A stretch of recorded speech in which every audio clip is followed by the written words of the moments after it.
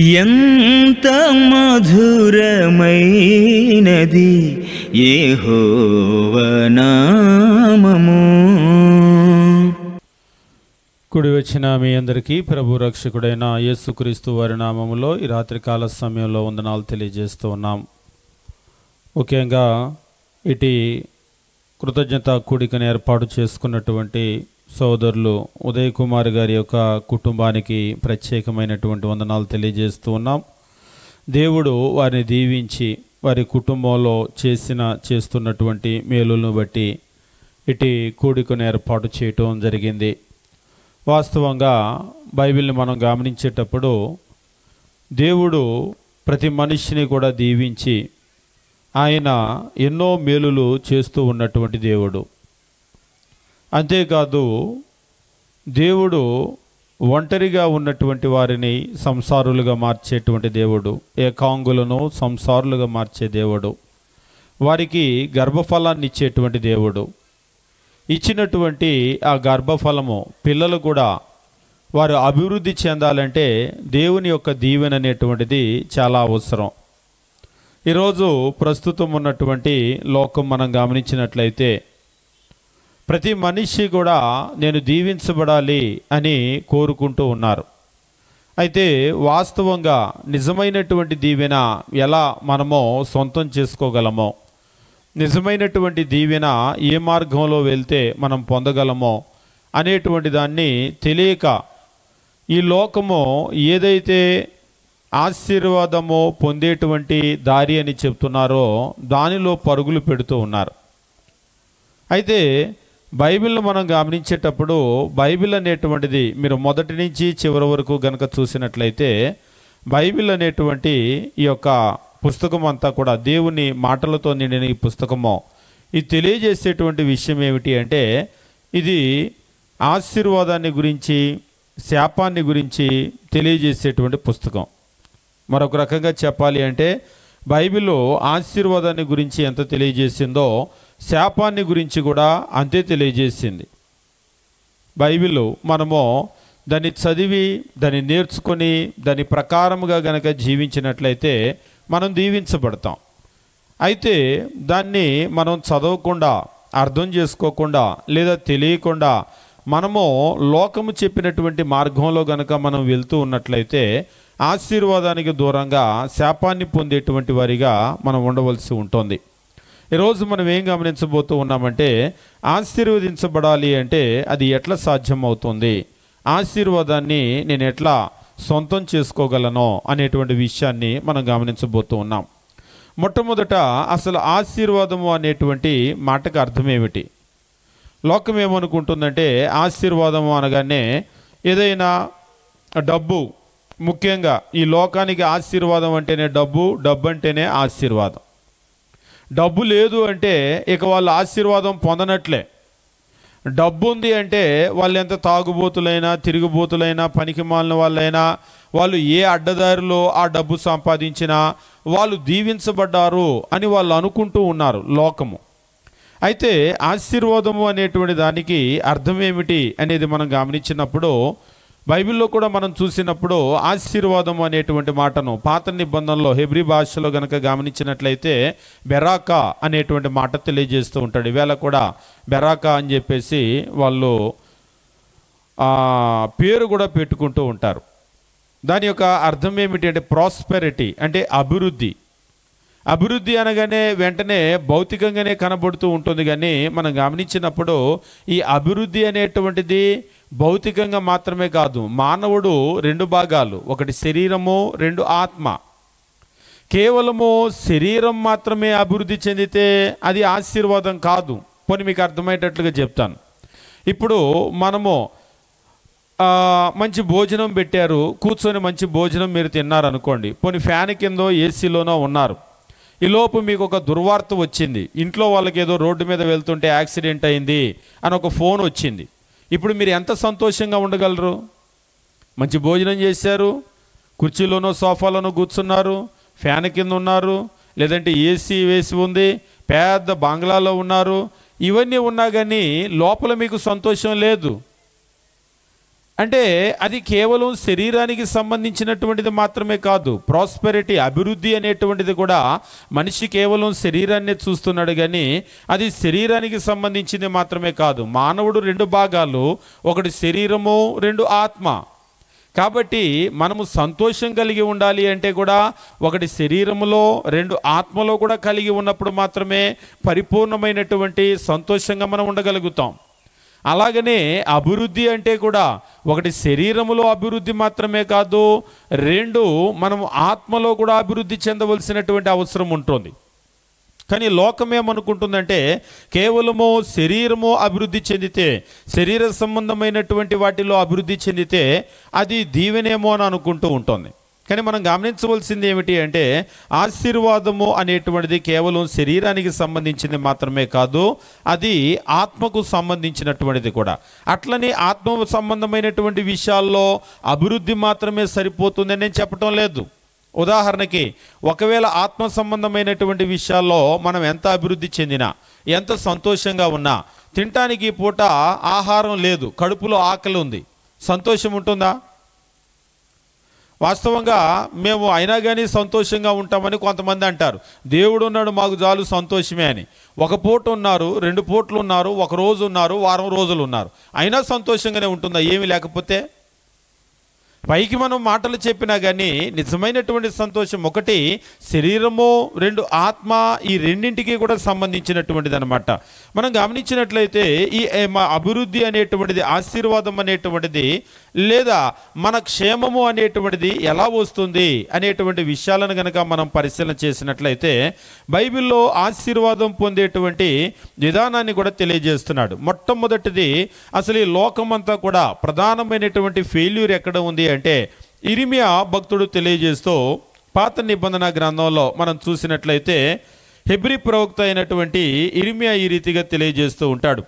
17వ అధ్యాయము 5వ వచనాన్ని మనం గమనించినప్పుడు దేవుని వాక్యము తెలియజేస్తూ 17వ అధ్యాయము 5వ వచనము, యెహోవా ఇలాగూ సెలవిచ్చుచున్నాడు, యెహోవా ఇలాగూ సెలవిచ్చుచున్నాడు అని చెప్పేసి అంటున్నాడు.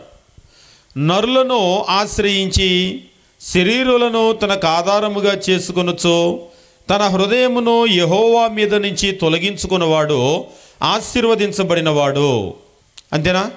17వ అధ్యాయము 5వ వచనము ఇర్మియా గ్రంథము, యెహోవా ఇలాగూ సెలవిచ్చుచున్నాడు, నరులను ఆశ్రయించి శరీరులను తనకు ఆధారముగా చేసుకొనుచు తన హృదయమును యెహోవా మీద నుంచి తొలగించుకున్నవాడు ఆశీర్వదించబడినవాడు. అలా ఉందా? ఎలా ఉంది? పూర్తిగా రివర్స్లో చదివానా నేను? పైన చదివిందంతా కరెక్ట్గానే చదివాను, చివరిలో ఉన్నటువంటి పదం మాత్రమే రివర్స్లో మార్చి చదివాను, పూర్తిగా విరుద్ధంగా చదివాను. ఇక్కడ ఏమంటున్నాడంటే యెహోవా ఇలాగూ సెలవిచ్చుచున్నాడు, నరులను ఆశ్రయించి శరీరులను తనకు ఆధారముగా చేసుకొనుచు తన హృదయమును యెహోవా మీద నుంచి తొలగించుకున్నవాడు శాపగ్రస్తుడు. ఆశీర్వాదము, శాపము ఈ రెండు ఒకదానికి ఒకటి వ్యతిరేకం. రెండు కూడా మన భాషలో చెప్పాలంటే భిన్నమైనటువంటి ధృవాలు, ఉత్తర దక్షిణ ధృవాలు. అవి ఎన్నడూ కూడా కలవు. ఆశీర్వాదము అంటే శాపానికి దూరంగా ఉండటం, లేదా శాపము అంటే ఆశీర్వాదానికి దూరంగా ఉండటం. ఇక్కడ అంటున్నాడు, ఒక మనిషి ఎప్పుడు శాపగ్రస్తుడు అవుతాడు అంటే, ఎప్పుడు ఆశీర్వాదానికి దూరం అవుతాడు అంటే, యెహోవా చెప్తూ ఉన్నాడు, నువ్వు నరులను ఆశ్రయిస్తే, ఒకటి శరీరాలను ఆధారముగా చేసుకుంటే, రెండు తన హృదయాన్ని యెహోవా మీద నుంచి తొలగించుకుంటే, మూడు వాడు శాపగ్రస్తుడు అవుతాడు. అలా అయితే ఈ క్వాలిటీస్ అన్నీ ఇవాళ మనకు ఉంటున్నాయిగా. ప్రతి విషయానికి కూడా ఎవరి మీద ఆధారపడుతున్నాం, ఎవరిని ఆధారం చేసుకుంటున్నాం, ఎవరిని ఆశ్రయిస్తున్నామో, ఎవరి దగ్గర నుంచి మన హృదయం తొలగిపోతూ ఉంది. ప్రార్థనకి వచ్చేటువంటి వాళ్ళు కూడా ఈవేళ ఎవరో మనం లోకం వైపు చూడవలసిన అవసరం లేదు. దేవుని దగ్గరకు వస్తున్నాము, దేవుని పిల్లలము అని చెప్పుకునేటువంటి వాళ్ళు కూడా ఈరోజు ఏం చేస్తూ ఉన్నారంటే మనుష్యుల మీద ఆధారపడుతూ ఉన్నారు. వాళ్ళు మా చుట్టాలండి, అంత వాళ్ళు ఇంత వాళ్ళు, అంత ఉద్యోగంలో ఉన్నారు, అంత పదవిలో ఉన్నారు, వాళ్ళ దగ్గరికి వెళ్తే పని జరుగుతుంది. లేకపోతే ఆయన ఎమ్మెల్యే అండి, మినిస్టర్ అండి, వాళ్ళండి వీళ్ళండి అని అంటూ ఉంటారు. నిజంగా మనం గమనించినట్లయితే ఈరోజు ప్రార్థనకి వచ్చే వాళ్ళు కూడా ప్రార్థన చేసుకొని దేవుని మీద ఆధారపడేదానికంటే కూడా మనుషుల మీద ఆధారపడేటువంటి వాళ్ళు ఎక్కువ. ఇంకా చెప్పాలంటే ఒకసారి ఒకరు ప్రార్థన చేయించుకోవటానికి వచ్చారు. ఏమిటంటే ఉద్యోగం ట్రాన్స్ఫర్ కావాలని లెటర్ తీసుకొని వచ్చి పలానా వాళ్ళ దగ్గరికి ఎమ్మెల్యే గారి దగ్గరికి వెళ్తున్నాం, ప్రార్థన చేయండి. నిజంగా నాకు అర్థం కాని విషయం ఏంటంటే, ఇప్పుడు నువ్వు ఎమ్మెల్యేని నమ్ముకున్నావా, దేవుడిని నమ్ముకున్నావా? ఎమ్మెల్యే గారి దగ్గరికి లెటర్ ఇవ్వటానికి వెళ్తున్నాం, అలాగని చెప్పేసి ప్రార్థన లేకుండా వెళ్తే అవ్వదు. కాబట్టి ప్రార్థన చేయించుకొని ఆయనకి లెటర్ ఇస్తే ఆయన పని చేసి పెడతాడు. ఇలాంటి సందర్భాల్లో నిజంగా సేవకులు మేము కూడా కన్ఫ్యూజ్ అవుతూ ఉంటాం, వీళ్ళు ఎవరిని నమ్ముతున్నారు అని. ఒక్కోసారి చూస్తేనేమో దేవుణ్ణే నమ్ముతున్నారు, అందుకే కదా ఇక్కడికి వచ్చారు అని అనుకుంటూ ఉంటారు. కానీ కొంతమంది హడావుడిగా ఏం చేస్తారంటే, వచ్చారు ఒక్కోసారి ఎట్లా ఉంటుందంటే, సేవకుడు 24/7 అందుబాటులో ఉండాలి. కరెక్ట్గా వాళ్ళు వచ్చేసరికి సేవకుడు రెడీగా ఉన్నాడు అనుకోండి, ఆ లెటర్ ఇచ్చి చేతిలో పెట్టి ప్రార్థన చేయించుకొని వెళ్తారు. లేదు వచ్చేసరికి ఒకసారి ఇలాగనే ఎవరో వచ్చేసరికి నేను స్నానం చేస్తూ ఉన్నాను, అప్పటికప్పుడు టవల్ కట్టుకొని బయటికి పరిగెత్తి రాలేం కదా. వీళ్ళు ఎలా ఉంటారంటే, అప్పటికప్పుడు రాలేదు అంటే వీళ్ళు బయలుదేరి వెళ్ళిపోతారు. ఏంటంటే, వచ్చానండి ప్రార్థన చేయించుకోవడానికి, మీరు లేరు. నిజంగా వాళ్ళు కొంతమంది ఎగ్జామ్స్కి వెళ్ళేటప్పుడు కూడా ప్రార్థన చేయించుకోవాలన్నటువంటి ఆలోచన థాట్ మంచిదే. ఖచ్చితంగా దేవుని సహాయం కావాలి. నిజంగా సహాయం కావాలి అంటే నువ్వు ప్రార్థన చేయించుకోవాలి అనుకుంటే ముందే చెప్పాలిగా. మీరు చూడండి, ఎమ్మెల్యే గారి దగ్గరికి వెళ్ళే విషయం ముందు చెప్పరా, కనుక్కోరా. అయ్యా ఉన్నాడా ఎమ్మెల్యే గారు, పిఏకి 10 సార్లు ఫోన్ చేస్తారు, ఇక్కడ బయలుదేరిన దగ్గర నుంచి ఫోన్ చేస్తారు. సేవకుడికి అయితే ఆయన పనా బాట ఉంటాడులే అన్నట్టుగా బయలుదేరుతారు.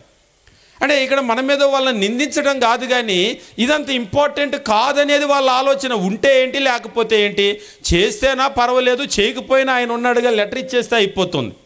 ఒక్కొక్కసారి మనం ఏం చేస్తూ ఉంటామంటే, మన హృదయము మనకి తెలియకుండానే మనుష్యుల మీద చాలా ఎక్కువగా ఆధారపడుతుంది. మన చదువు మీద మనం ఆధారపడతాం, మన ఉద్యోగం మీద ఆధారపడతాం, వ్యాపారం మీద ఆధారపడతాం, మన ఇల్లు, స్థలము, పొలము, పంటలు ఉంటాయి కదా, పాడి పంటలు అంటాం కదా, వెండి, బంగారము, నగ, నట్ర. కొంతమందికి ముఖ్యంగా ఎలా ఉంటుందంటే, బంగారం బాగా నమ్ముతారు. చుట్టాలు, బంధువులు ఎవరు సహాయం చేసినా చేయకపోయినా, ఒకసారి పెద్ద ఆయన అన్నాడు, మనం ఎప్పుడైనా చుట్టాలను నమ్ముకోవటం కంటే బంగారం నమ్ముకోవటం మంచిదంట. అవసరం అంటే తీసుకెళ్ళి తాకట్టు పెడితే అర్ధరాత్రి అయినా డబ్బులు వస్తాయట. నిజమే, ఒక రకంగా ఆయన చెప్పిన మాట నిజమే. ఇలాంటి క్రైస్తవులు కూడా నేర్చుకొని దేవుని నమ్ముకోవటం కంటే బంగారం నమ్ముకుంటూ ఉంటారు. ఎందుకంటే దేవుడికి ప్రార్థన చేస్తే అర్ధరాత్రి అప్పటికప్పుడు రాదుగా సహాయం. బంగారం అనుకోండి అప్పటికప్పుడు వచ్చేస్తూ ఉంటుంది. కానీ ఇక్కడ మనం గమనించవలసిన విషయం ఏమిటంటే, లోకానికి తెలియక అదే దారిలో ముందుకు వెళ్తూ ఉన్నారు. కానీ మనం కూడా ఏం చేస్తున్నామంటే, దేవుని బిడ్డలము అని చెప్పుకుంటూ కూడా ఇర్మియా ప్రవక్త ఇక్కడ ఏదైతే హెచ్చరిక చేశాడో ఆ హెచ్చరికను కూడా పెడచెవిన పెట్టి అదే దారిలో ముందుకు వెళ్తున్నాం. నిజంగా ఆ దారిలో కనుక ముందుకు వెళ్తే ఆశీర్వాదం రాదు. చాలా చాలా క్లియర్గా చెప్పాడు అక్కడ. యెహోవా ఇలాగూ సెలవిచ్చుచున్నాడు, నరులను ఆశ్రయించి శరీరాలను తనకు ఆధారముగా చేసుకొనొచ్చు, తన హృదయము యెహోవా మీద నుంచి తొలగించుకొనివాడు శాపగ్రస్తుడు అనేటువంటి మాట తెలియజేస్తున్నాడు. వాస్తవంగా మనం గమనించినప్పుడు ఇజ్రాయేలీల్లో ఉన్నటువంటి ప్రధానమైనటువంటి సమస్య కూడా ఏమిటి అంటే, వారు దేవుణ్ణి నమ్మటం కంటే, దేవుణ్ణి ఆధారము చేసుకోవటం కంటే కూడా వారు ఎక్కువగా మనుష్యుల మీద ఆధారపడ్డారు. మనుష్యుల మీద ఆధారపడి ఆ మనుష్యుల మీద ఆధారపడినటువంటి తమ జీవితాలు వర్ధిల్లుతాయి అని వాళ్ళు ఎదురు చూస్తూ ఉన్నారు. కానీ దేవుని వాక్యం తెలియజేస్తూ ఉన్నాడు, అటువంటి దారిలో గనక వెళ్ళినట్లయితే వాళ్ళకి ఎట్టి పరిస్థితుల్లో దీవెన అనేటువంటిది రాదు. మీరు ఇజ్రాయేలీల చరిత్ర కనుక గమనించినట్లయితే ఇజ్రాయేలీల ప్రధానమైనటువంటి సమస్య ఏమిటి అంటే, వారు ఎప్పుడైతే దేవుణ్ణి ఆధారం చేసుకున్నారో వాళ్ళు మరణపు అంచు వరకు వెళ్ళినా, వాళ్ళు నశించిపోయారు, ఇక ముగిసిపోయారు అనుకున్నటువంటి సందర్భంలో కూడా మరలా వాళ్ళను చిగురించేటువంటి ఒక పరిస్థితికి దేవుడు తీసుకొని వచ్చాడు, ఎండిపోయిన పరిస్థితిలో నుంచి కూడా. కానీ ఎప్పుడైతే వాళ్ళు దేవుణ్ణి విడిచిపెట్టి వెళ్ళిపోయారో వాళ్ళు చిగురించిన పరిస్థితిలో ఉన్నటువంటి వాళ్ళు కూడా ఎండిపోయినటువంటి పరిస్థితికి వచ్చారు. ఒక చక్కటి ఉదాహరణ ఏమిటి అంటే, మీరు పాత నిబంధనలో కనుక గమనించినట్లయితే ఒక 4 అధ్యాయాలు కలిగినటువంటి చిన్న పుస్తకం ఉంటుంది, రూతు గ్రంథం అని. ఆ రూతు గ్రంథాన్ని కనుక మీరు గమనించినట్లయితే ఆ రూతు గ్రంథంలో ఒకే ఒక కుటుంబాన్ని గురించి తెలియజేస్తూ ఉంటాడు.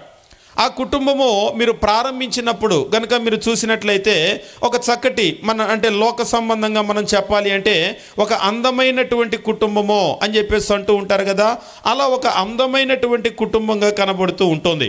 1వ అధ్యాయం 1వ వచనంలో, న్యాయాధిపతులు ఏలిన దినముల్లో దేశమందు కరువు కలగగా యూదా బెత్లెహేము నుండి ఒక మనుష్యుడు తన భార్యను తన 2 కుమారులను వెంటబెట్టుకొని తన భార్యను తన 2 కుమారులను, లోక సంబంధంగా కనుక చెప్తే అంటే ఇవేళ ఒకప్పుడు కాదు, మగపిల్లలంటే ప్లస్లంట, ఆడపిల్లలంటే మైనస్లంట.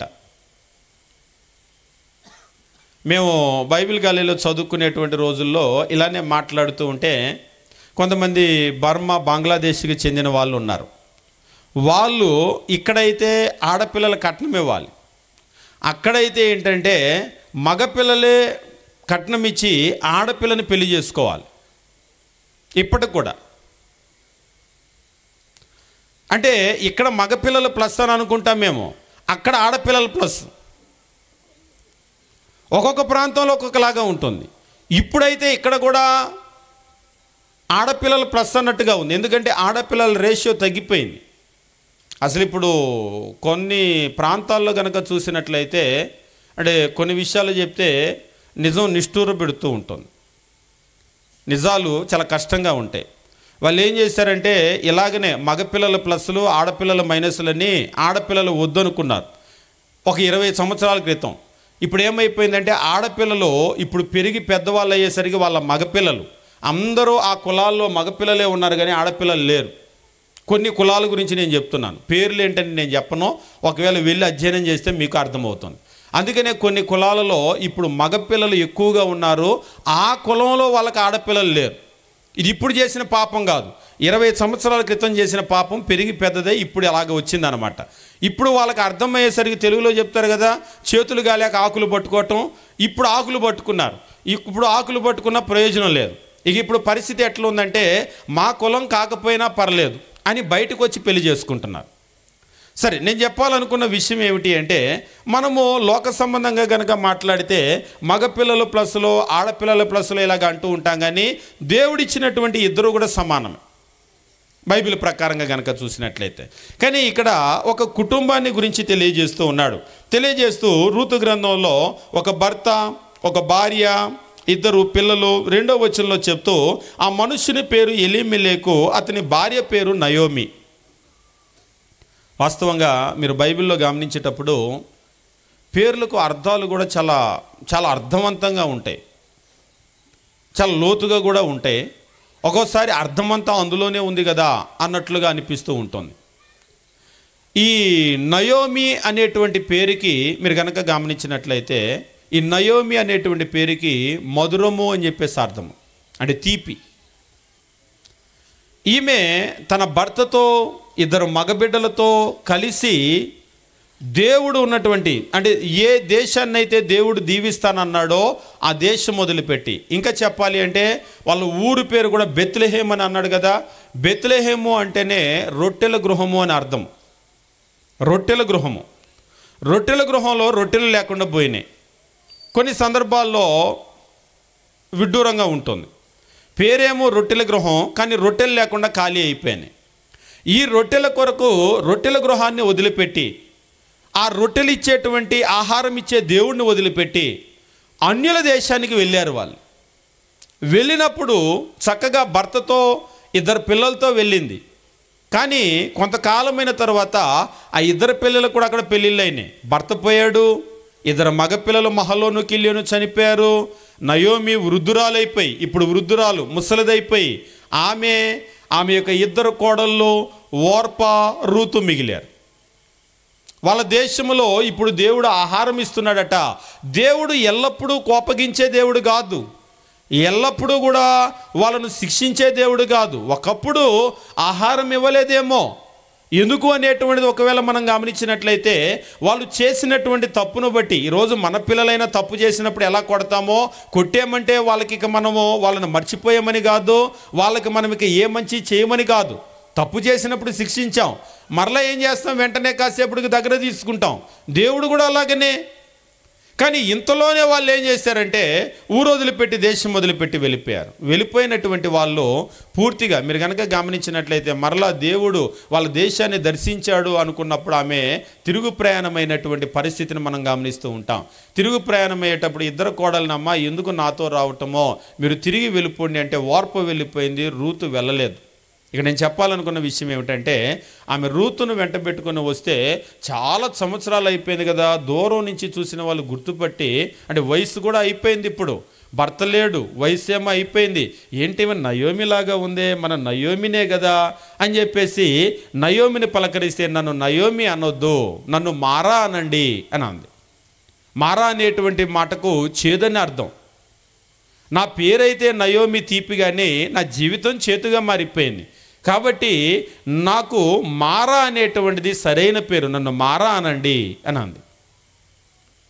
అంటే దేవుని దగ్గర ఉన్న జీవితం ఎలా ఉంటుంది, దేవుని దగ్గర ఉన్న కుటుంబం ఎలా ఉంటుంది, దేవుణ్ణి వదిలిపెడితే ఎలా ఉంటుంది, చాలా చక్కగా చూపిస్తూ ఉంటాడు. చిన్న పుస్తకమే కానీ మరలా దేవుని దగ్గరకు తిరిగి వచ్చిన తర్వాత ఏ నోటితో అయితే నన్ను మారానండి అందో, మరలా ఆ కోడలు ఆ వివాహం చేసుకొని సంతానం వచ్చి భూమి మీద మరలా వృద్ధి చెంది, ఇందాక చెప్పాం కదా, మోడు బారిపోయినటువంటి జీవితాన్ని మరలా చిగురింపజేశాడు ఆయన. నయోమి అనేటువంటి పేరుకు తగ్గటువంటి జీవితంగా మార్చాడు. కాబట్టి ఈ భూమి మీద మనం ఏం చేస్తూ ఉంటామంటే మనమేదో ఆ దేశంలో బాగుంది, ఈ ప్రాంతంలో బాగుంది, చదువుకుంటే బాగుంది, ఉద్యోగం ఉంటే బాగుంది, అది బాగుంది, ఇది బాగుంది అని చివరికి దేవుణ్ణి వదిలిపెడుతూ ఉంటాం. కానీ మనం గుర్తించవలసినటువంటి విషయం ఏమిటంటే నిజమైనటువంటి దీవెన, నిజమైన ఆశీర్వాదమో దేవుని దగ్గర ఉంది. ఎప్పుడైతే మనం దేవుణ్ణి వదిలిపెట్టేస్తామో, దేవుణ్ణి వదిలిపెట్టేస్తే మన దీవెన మనం వదిలిపెట్టినట్లే. కాబట్టి మనం గమనించవలసింది ఏమిటంటే ఆశీర్వాదం కావాలి అంటే మొట్టమొదటి విషయము, మూల సూత్రము, మనం దేవుణ్ణి నమ్మాలి. మనం దేవుణ్ణి నమ్మాలి. హెబ్రీయులకు రాసిన పత్రికలో తెలియజేస్తూ ఉంటాడు. 11వ అధ్యాయము మనం గమనించేటప్పుడు దేవుని వాక్యం రీతిగా తెలియజేస్తూ హెబ్రీ గ్రంథకర్త 11వ అధ్యాయం మనం గమనించినప్పుడు 6వ వచనములో విశ్వాసము లేకుండా దేవునికి ఇష్టడై ఉండుట సాధ్యపడుతుంది అనలేదా? మరి మనమేంటి విశ్వాసం లేకుండానే దేవునికి ఇష్టలుగా ఉండటం సాధ్యపడుతుందేమో అన్నట్లు చేస్తాం.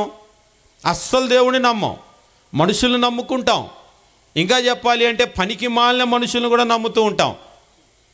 ఒకసారి ఇద్దరు మాట్లాడుకుంటూ ఉన్నారు. అంటే ఏదో కష్టంలో ఉన్నాడు, అప్పు అడిగాడంట, అప్పిస్తా అన్నాడంట. పక్కన వాళ్ళ ఫ్రెండ్ అన్న, ఏరే ఆడిని నమ్మేవా, ఇస్తాడా అంటే ఎవరికి ఇవ్వడలే కానీ నాకు ఇస్తానని చెప్పాడు. నమ్మేవా అంటే మరి పరిస్థితులు అట్టున్నాయి అంటున్నాడు. ఒకసారి మనం ఎట్లా ఉంటుందంటే ఎవరికి మేలు చేయనోడిని కూడా వాడు పనికి మాలినోడని తెలిసి కూడా నమ్ముతాం. మన కర్మ అలా ఉంటుంది. నిజమే, ఎవరికి మేలు చేయరు వాళ్ళు, కానీ చేస్తానంటే నమ్ముతాం. కానీ అందరికీ మేలు చేసే దేవుని నమ్మం. అదేంటో మన కర్మ. ఇది కూడా మన కర్మే. దేవుణ్ణి నిజంగా ఎందుకు మనం నమ్మలేకపోతున్నాం అనే దానికి కారణం లేదు, న్యాయమైనటువంటి కారణం లేదు. ఆయన తన దగ్గరకు వచ్చినటువంటి ప్రతి ఒక్కరిని దీవిస్తూ ఉన్నా కానీ ఆయన దగ్గరికి వెళ్తే నేను దీవించబడతానని నమ్మం. ఈ లోకాన్ని నమ్మినటువంటి వాళ్ళు ఎన్ని రకాలుగా చెడిపోయినా కానీ ఈ లోకంలోకి వెళ్తేనే నేను బాగుపడతానని పరుగులు పెట్టి మరి మనము ఈ లోకాన్ని వెంబడిస్తూ ఉంటాం. కానీ దేవుని వాక్యం ఇక్కడ చెప్తూ ఉన్నాడు, మనం దీవించబడాలి అంటే హెబ్రీయులకు రాసిన పత్రిక 11వ అధ్యాయం 6వ వచనము విశ్వాసము లేకుండా దేవునికి ఇష్టడై ఉండుట అసాధ్యము అని అంటున్నాడు. Without faith it is impossible to please him. వాస్తవంగా ఇక్కడ కనుక మీరు గమనించినట్లయితే ఇంపాసిబుల్ టు ప్లీజ్ హిమ్ అంటే ఆయన్ని సంతోషపరచటమో.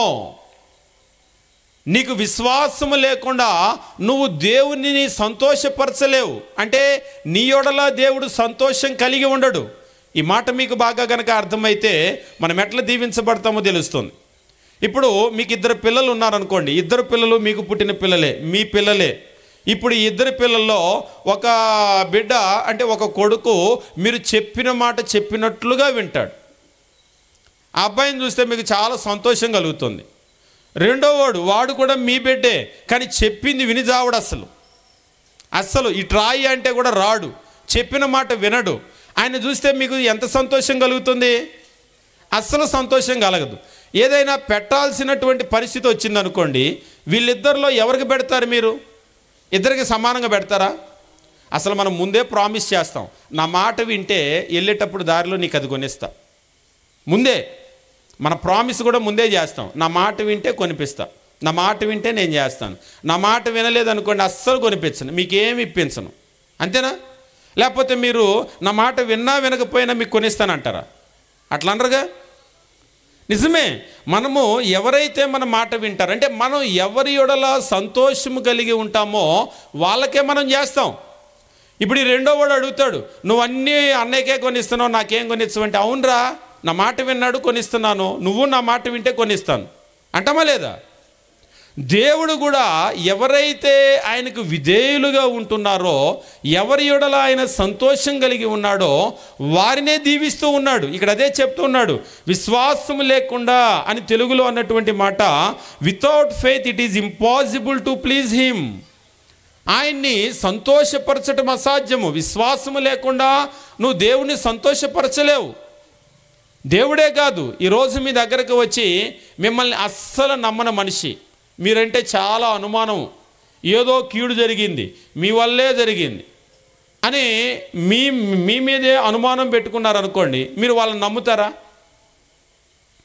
ఒకసారి మా విజయవాడలో కూడా ఇలాగనే ఎవరో ఒక ఇద్దరు ముగ్గురు సహోదరులకి వాళ్ళకు వచ్చే సహాయం పోయింది. పోతే వాళ్ళు చివరికి నా పేరు చెప్పారంట. ఒక ఆయన ఫోన్ చేసి మీ వల్లేనంటగా అన్నాడు. నా వల్ల అంటానికి ఎవరండి వాళ్ళు అంటే 3 పేర్లు చెప్పాడు. ఆ 3 పేర్లో ఒక్కళ్ళు మాత్రమే నాకు తెలుసు, మిగిలిన ఇద్దరు నాకు తెలియదు. ఆ ఒక్క ఆయనతో కూడా నేను మాట్లాడి 6-7 నెలలు అవుతుంది. నాకు ఆయనకి సంబంధం లేదు, నా పేరు ఎందుకు చెప్పాడని అన్నాను. ఒక్కోసారి నిజంగా అలాగనే ఎవరి మీద అనుమానం పెట్టుకుంటారో తెలియదు. ఆ తర్వాత ఆయనతో మాట్లాడేటప్పుడు ఆయన చెప్తూ ఉన్నాడు, ఏమోనండి మీ పేరు చెప్పాడని. ఆ తర్వాత కొంతకాలం తర్వాత ఇంకొకరి పేరు చెప్పాడంట. అదేంటి మొన్న ఫోన్ చేసినప్పుడు నన్ను అన్నారా? లేదు మీ వల్ల కాదంట, వాళ్ళ వల్ల అంట అన్నాడు. నేను చెప్పాను వాళ్ళ వల్ల కూడా కాదు, నాకు తెలిసినంతవరకు వాళ్ళకి వీళ్ళకి కూడా సంబంధం లేదు. ఆ తర్వాత నేరుగా ఆయన కనబడ్డప్పుడు అడిగాను, లేదండి ఫలానా ఆయన అన్నాడు. అంటే కొంతమంది మనుషులు ఉంటారు, ప్రతి ఒక్కరిని అనుమానిస్తూ ఉంటారు. ఇప్పుడు ఆ అనుమానించే మనిషిని మనం ఎంత దగ్గరగా ఉంచుకోగలం? వద్దురా బాబు వాళ్ళతోటి ఏదన్నా జరిగితే మనమే అంటారు అని మనం దగ్గర ఉండలేం. వాస్తవంగా ఇక్కడ నేను తెలియజేసే విషయం ఏంటంటే, దేవుడు కూడా తన్ను ఎవరైతే నమ్ముతున్నారో, ఎవరైతే తన మీద విశ్వాసం ఉంచుతూ ఉన్నారో వాళ్ళ యొడల సంతోషం కలిగి ఉన్నాడు, వారికి ఆయన మేలు చేస్తూ ఉన్నాడు. ఎందుకు ఈ విషయం చెప్తున్నానంటే, ఈరోజు దేవుని దగ్గరకు వచ్చేటువంటి వారు కొంతమంది దేవుడిని నమ్మరు. ఆయన వల్ల మేలు జరుగుతుందా అనేటువంటిది కూడా నమ్మరు. ఒకవేళ జరిగితే ఒక రాయి అట్లేద్దాం అని ప్రార్థనకు వస్తూ ఉంటారు. ఒకవేళ జరుగుతుందేమో, ఏ పుట్లో ఏ పాము ఉందో, ఈ దేవుడి దగ్గరికి వెళ్తే, ఈ చర్చికి వెళ్తే మేలు జరుగుతుందేమో అన్నట్లుగా ఉంటూ ఉంటారు. కానీ మీకు ఆశీర్వాదము కావాలి అంటే ఖచ్చితంగా మనము దేవుడిని నమ్మాలి, నమ్మి తీరాలి. ఈ లోకంలో మనము మేలు చేయనటువంటి మనుషులను నమ్ముతూ ఉంటాం. ఇంకా చెప్పాలి అంటే ఈ లోకంలో ప్రతిదాన్ని మనం నమ్ముతూ ఉంటాం, కానీ మేలు చేసేటువంటి దేవుణ్ణి మాత్రం మనం నమ్మం. ఇర్మియా ప్రవక్త కొన్ని వందల సంవత్సరాలు అంటే క్రీస్తు రావటానికి కొన్ని వందల సంవత్సరాల ముందుగానే ఇజ్రాయేలీని హెచ్చరించి ఆయన ఏమని తెలియజేశాడంటే, ఇందాక మనం చదువుకున్నటువంటి వచ్చిన భాగమో 17వ అధ్యాయం 5వ వచనం ఒకసారి చదివి ముందుకు వెళ్ళిపోదాం. యెహోవా ఇలాగూ సెలవిచ్చుచున్నాడు, నరులను ఆశ్రయించి శరీరులను తనకు ఆధారముగా చేసుకొనొచ్చు, తన హృదయమును యెహోవా మీద నుంచి తొలగించుకున్నవాడు శాపగ్రస్తుడు. కాబట్టి మనం దేవుని మీద మన హృదయాన్ని నిలుపుకోవాలి. ఈ లోకంలో దేన్ని నమ్మటం కంటే కూడా మనము దేవుడిని పరిపూర్ణంగా విశ్వసించవలసినటువంటి అవసరం ఉంది. ఎప్పుడైతే మనము దేవుని నమ్మామో అప్పుడు మనం దేవునికి ప్రియమైనటువంటి ఇష్టమైనటువంటి బిడ్డగా మనం మారేటువంటి అవకాశం ఉంది. ఎప్పుడైతే దేవుడు మన యందు సంతోషం కలిగి ఉంటాడో అప్పుడు దేవుడు మనల్ని దీవిస్తాడు. ఒకవేళ మనం దేవుని కనుక నమ్మకపోతే మనకు దేవుని వలన ఏదైనా మనకు కలుగుతుంది అని మనం ఎట్టి పరిస్థితుల్లో కూడా ఎదురు చూడటానికి లేదు. ఇందాక మనం గమనించినటువంటి హెబ్రీయులకు రాసిన పత్రిక 11వ అధ్యాయము 6వ వచనం మనం గమనించినప్పుడు అదే విషయాన్ని తెలియజేస్తూ ఉంటాడు. విశ్వాసం లేకుండా దేవునికి ఇష్టడై ఉండుట అసాధ్యమో, ఆయన యొద్దకు వచ్చువాడు ఆయన ఉన్నాడనియో, తను వెదుకు వారికి ఫలము దయచేయవడనియో నమ్మవలను కదా. నమ్మాలి కదా అంటే అవసరం లేదు కదా అన్నట్టుగా చెప్తూ ఉంటాం. నమ్మాలి కదా, నమ్మవలను కదా అంటే ఖచ్చితంగా దేవుణ్ణి నువ్వు నమ్మి తీరాలి. నువ్వు ఎప్పుడైతే దేవుణ్ణి నమ్ముతావో అప్పుడు మాత్రమే నీకు దేవుని వల్ల మేలు కలుగుతుంది. నువ్వు దేవుణ్ణి నమ్మకపోతే నీకు మేలు కలగదు. ఒకసారి మనల్ని మనం ప్రశ్న వేసుకుందాం, ఎంత మనం దేవుణ్ణి నమ్ముతాం? ఎంత మనం దేవుణ్ణి నమ్ముతాం? ఒకసారి మనం వెనక్కి తిరిగి చూసుకుంటే మనకు వచ్చినటువంటి ఇబ్బందుల్లో, మనకు వచ్చిన కష్టాలు, మనకు వచ్చిన శ్రమలు, వీటన్నింటిలో మనం ఎంతవరకు దేవుని మీద ఆధారపడ్డాం? ఒకవేళ హఠాత్తుగా మనకి ఏదైనా కష్టం వచ్చింది, కష్టం వస్తే మనం డబ్బును నమ్ముతామా? బ్యాంకులో ఉన్న మన యొక్క బ్యాంక్ బ్యాలెన్స్ నమ్ముతామా? లేదంటే ఇందాక చెప్పినట్లుగా అర్ధరాత్రి తాకట్టు పెడితే కూడా డబ్బులు వస్తాయి అన్నట్లుగా బంగారం నమ్ముతామా? లేకపోతే మనకేదో స్థలమో పొలమో ఇలాంటివి ఉంటే అమ్మితే సెటిల్ అయిపోతేనే ఇలాంటివి నమ్ముతామా? లేదంటే నాకు దేవుడు ఉన్నాడని దేవుడిని నమ్ముతామా? లోకాన్ని గురించి అడగట్లా, ప్రార్థనకు వచ్చేటువంటి వాళ్ళు కూడా దేన్ని నమ్ముతూ ఉంటారు? వాస్తవంగా మన ఆధారం ఏమిటి అంటే ఇందాక ఇర్మియా చెప్పినట్లుగా మనుషుల్నే ఆధారం చేసుకుంటూ ఉంటాం. భౌతికమైనటువంటి ఈ వస్తువులనే ఆధారం చేసుకుంటున్నాం, కానీ నిజమైనటువంటి దేవుణ్ణి మనం నమ్మలేకపోతూ ఉన్నాం. అందుకనే ఎంత ప్రార్థనకు వచ్చినా ఆశీర్వాదానికి ఇంకా దూరంగానే ఉన్నాం. ఒక్కొక్కసారి కొందరు అడుగుతారు, ఎంతో కాలం నుంచి ప్రార్థనకు వస్తున్నాం, ఇంకా ఎలాగనే ఉన్నామని. ఒకసారి నేను చెప్పాను ఒక ఆమెతో, ఇలానే ఉన్నారంటే ఎంతకాలం నుంచి వచ్చారనే దాన్ని బట్టి దేవుడు కొలత వేయడమ్మా. మనం దేవుణ్ణి ఎంత నమ్మాము అనే దాన్ని బట్టి దేవుడు కొలత వేస్తూ ఉంటాడు, చూస్తూ ఉంటాడు. నువ్వు ఎంతకాలం నుంచి వచ్చినా కానీ నువ్వు నమ్మేటువంటిది వేరే గనక ఉంటే, నీ స్థలమో పొలమో లేకపోతే నీ ఆధారం డబ్బో మనుషులో వేరేదైనా అయితే దేవుడు దాన్ని నమ్ముకున్నాగా వాళ్ళే చేస్తారు పో అన్నట్లుగా ఉంటాడు. నువ్వు ఎప్పుడైతే దేవుడిని నమ్ముతావో, నువ్వు తప్ప నాకు దిక్కు లేదు. లోకంలో ఒక మాట చెప్తారు, నీట ముంచినా పాల ముంచినా నీదే భారం అని అంటారు కదా. అలాగ దేవుణ్ణి పరిపూర్ణంగా నమ్ముతారు. అయ్యా నా జీవితాన్ని ఎట్లా ఉంచుతావో ఇక నువ్వే, నా కుటుంబాన్ని ఏ స్థితిలో ఉంచుతావో అది నువ్వే, నిన్ను తప్ప నేను ఎవరిని కూడా నేను నమ్మను, నేను ఎవరి దగ్గరికి వెళ్ళను, నీ మీదే నేను ఆధారపడతానని పరిపూర్ణంగా కనుక ఆయన మీద ఆధారపడితే ఖచ్చితంగా దేవుడు వాళ్ళని దీవిస్తాడు. మీరు గమనించండి, ఇజ్రాయేలీలు మీరు కనుక చూసినట్లయితే ఐగుప్తు దేశంలో మట్టి పిసుకునేటువంటి బానిసలు వాళ్ళని తీసుకొని వచ్చి ఇజ్రాయేలీల్ని ప్రపంచంలోనే అత్యున్నతమైనటువంటి స్థితిలో వాళ్ళను ఉంచాడు. నిజంగా వాళ్ళు దానికి తగినటువంటి వాళ్ళు, అర్హులు కాదు వాళ్ళు, అయినప్పటికీ కూడా వాళ్ళని తీసుకొని వచ్చి దేవుడు అత్యున్నతమైనటువంటి స్థితిలో ఉంచాడు. ఆయన ఎవరినైనా దీవించగలిగినటువంటి దేవుడు. కానీ మనం చేయవలసింది ఏమిటి అంటే ఆయన నమ్మాలి. కీర్తనల గ్రంథము మనం గమనించేటప్పుడు కీర్తనకారుడు ఈ రీతిగా తెలియజేస్తూ ఉంటాడు. 84వ కీర్తన మనం గమనించేటప్పుడు కీర్తనల గ్రంథము 84వ కీర్తన 12వ వచనం మనం గమనించినప్పుడు ఇక్కడ చెప్తూ, సైన్యములకు అధిపతియగు యెహోవా నీయందు నమ్మిక ఉంచువారు ధన్యులు. సైన్యములకు అధిపతివగు యెహోవా నీయందు నమ్మిక ఉంచువారు ధన్యులు. దేవుని యందు ఎవరైతే నమ్మిక ఉంచుతారో వాళ్ళు ధన్యులు అనేటువంటి మాట ఇక్కడ కీర్తనకారుడు చెప్తున్నాడు. ఇక్కడ ఒక విషయాన్ని చెప్పి నేను ముందుకు వెళ్ళిపోతాను. మనకు కూడా దేవుని నమ్మాలనే ఉంటుంది, కానీ ఎందుకో నమ్మకం కుదరదు. ఒకసారి ఒకరైతే నేరుగా చెప్పారు, అంటే నాకు కూడా దేవుడిని నమ్మాలని ఉంది కానీ ఎందుకో నమ్మకం కుదరట్లేదండి అని. అసలు నమ్మకం కుదరాలంటే ఏం చేయాలి? నేను రివర్స్లో ప్రశ్న వేశాను, పోనీ మనకి ఎందుకు డబ్బు మీద నమ్మకం కుదిరింది? మనకెందుకు బంగారం మీద నమ్మకం కుదిరింది? లేదా మనకెందుకు చదువు మీద, ఉద్యోగం మీద, లేకపోతే వాళ్ళ మీద ఇందాక చెప్పినట్టుగా ఎమ్మెల్యే గారి మీదో లేకపోతే మినిస్టర్ మీదో ఎందుకు వాళ్ళందరి మీద నమ్మకం కుదిరింది?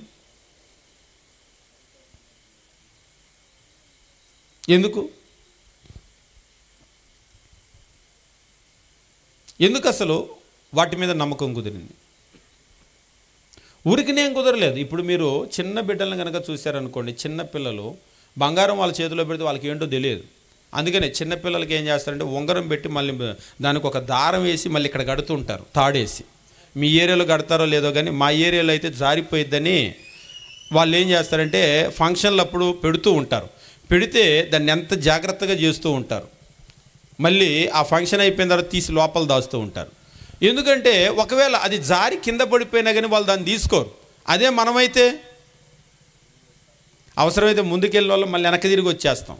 వచ్చేసి పోయిన దగ్గర అరగంట కాదు సాయంత్రం దాకా ఎత్తుక్కొని అయినా పట్టుకొని వెళ్తాం. వాళ్ళు ఎందుకని దాన్ని పట్టుకోవటం లేదు? అసలు అదేంటో వాళ్ళకి తెలియదు. విలువ కాదు, అసలు అదేంటో వాళ్ళకి తెలియదు. మీరు డబ్బు చేతిలో పెట్టండి చింపేస్తారు పిల్లలు, అదేంటో వాళ్ళకి తెలియదు. కానీ పెరిగిన తరువాత ఇప్పుడు మనం కూడా చిన్నప్పుడు మనకి డబ్బు అంటే ఏంటో తెలియదు, నోట్ అంటే ఏంటో తెలియదు, డబ్బు ఆ కాగితాలు, బంగారం ఏంటో తెలియదు, ఎమ్మెల్యే అంటే ఎవరో తెలియదు, మినిస్టర్ అంటే ఎవరో తెలియదు, సీఎం అంటే ఎవరో తెలియదు. మనం ఎదిగేటప్పుడు మన చుట్టూ ఉన్న ప్రపంచం ఉంది కదా, ఇది తప్పుగా నేర్పిస్తుంది. అబ్బా వాళ్ళది వీళ్ళది ఏమన్నా చేయగలరు, డబ్బు ఏదైనా చేయొచ్చు, ఉద్యోగం అబ్బా ఉద్యోగం వస్తే అది. ఈ మాటలన్నీ మన చుట్టుపక్కల ఒక రకంగా చెప్పాలంటే రేడియోని ఒక ఛానల్ ట్యూన్ చేస్తే ఎలా పలికిద్దో వీళ్ళు మనల్ని ట్యూన్ చేసి వాళ్ళ ఛానల్ మనలో పలికిస్తున్నారు. వాస్తవంగా ఇది మన ఛానల్ కాదు. మనం ఏం చేసామంటే రేడియోని వదిలిపెట్టారనుకోండి, ఎవరు ట్యూన్ చేస్తే వాళ్ళు ట్యూన్ చేసిన ఛానల్ పలుకుతుంది. మనిషి కూడా ఏంటంటే మనిషి మీరు ఎక్కడైనా చూడండి, మనిషి మీరు ఎవరు మాటలైతే వింటారో కాసేపటికి వాళ్ళు చెప్పిన దానికి ఊగొడతారు. ఇప్పుడు మనం కూడా ఏమిటంటే ఈ లోకంలో ఉన్నప్పుడు ఈ లోకం యొక్క సహవాసం ఏం చేస్తుందంటే మనల్ని అలా మార్చింది. నువ్వు దేవుణ్ణి నమ్మాలి అంటే ఎలా నమ్మాలి? కాగా వినుట వలన విశ్వాసము కలుగును అని అంటాడు. ఎట్లా వస్తుందట విశ్వాసము? నువ్వు ఎప్పుడైతే దేవుని వాక్యం దగ్గరకు వస్తావో, దేవుని వాక్యాన్ని వింటూ ఉంటావంటే నీ సహవాసము లోకంతో కాకుండా, అటువంటి మనుషులతో కాకుండా, నువ్వు దేవుని వాక్యం దగ్గరకు వచ్చి నువ్వు దేవుని వాక్యాన్ని వింటూ ఉంటే, నీ సహవాసం దీనితో ఉంటే ఆ వాక్యం నిన్ను ట్యూన్ చేస్తుంది, నీలో ఒక మంచి ఛానల్ పలికిస్తుంది. ఏ ఛానల్ అంటే నువ్వు దేవుని నమ్మే విధంగా నిన్ను మార్చుతుంది. మార్చగలిగిన శక్తి దానికి ఉంది. కాకపోతే దానికి మనల్ని మనం అప్పగించుకోవాలి. కాబట్టి విశ్వాసము లేకుండా దేవునికి ఇష్టడై ఉండటం అసాధ్యం. మన యొక్క ఆశీర్వాదానికి ప్రాథమికమైనటువంటి విషయం ఏంటంటే దేవుని నమ్మటం.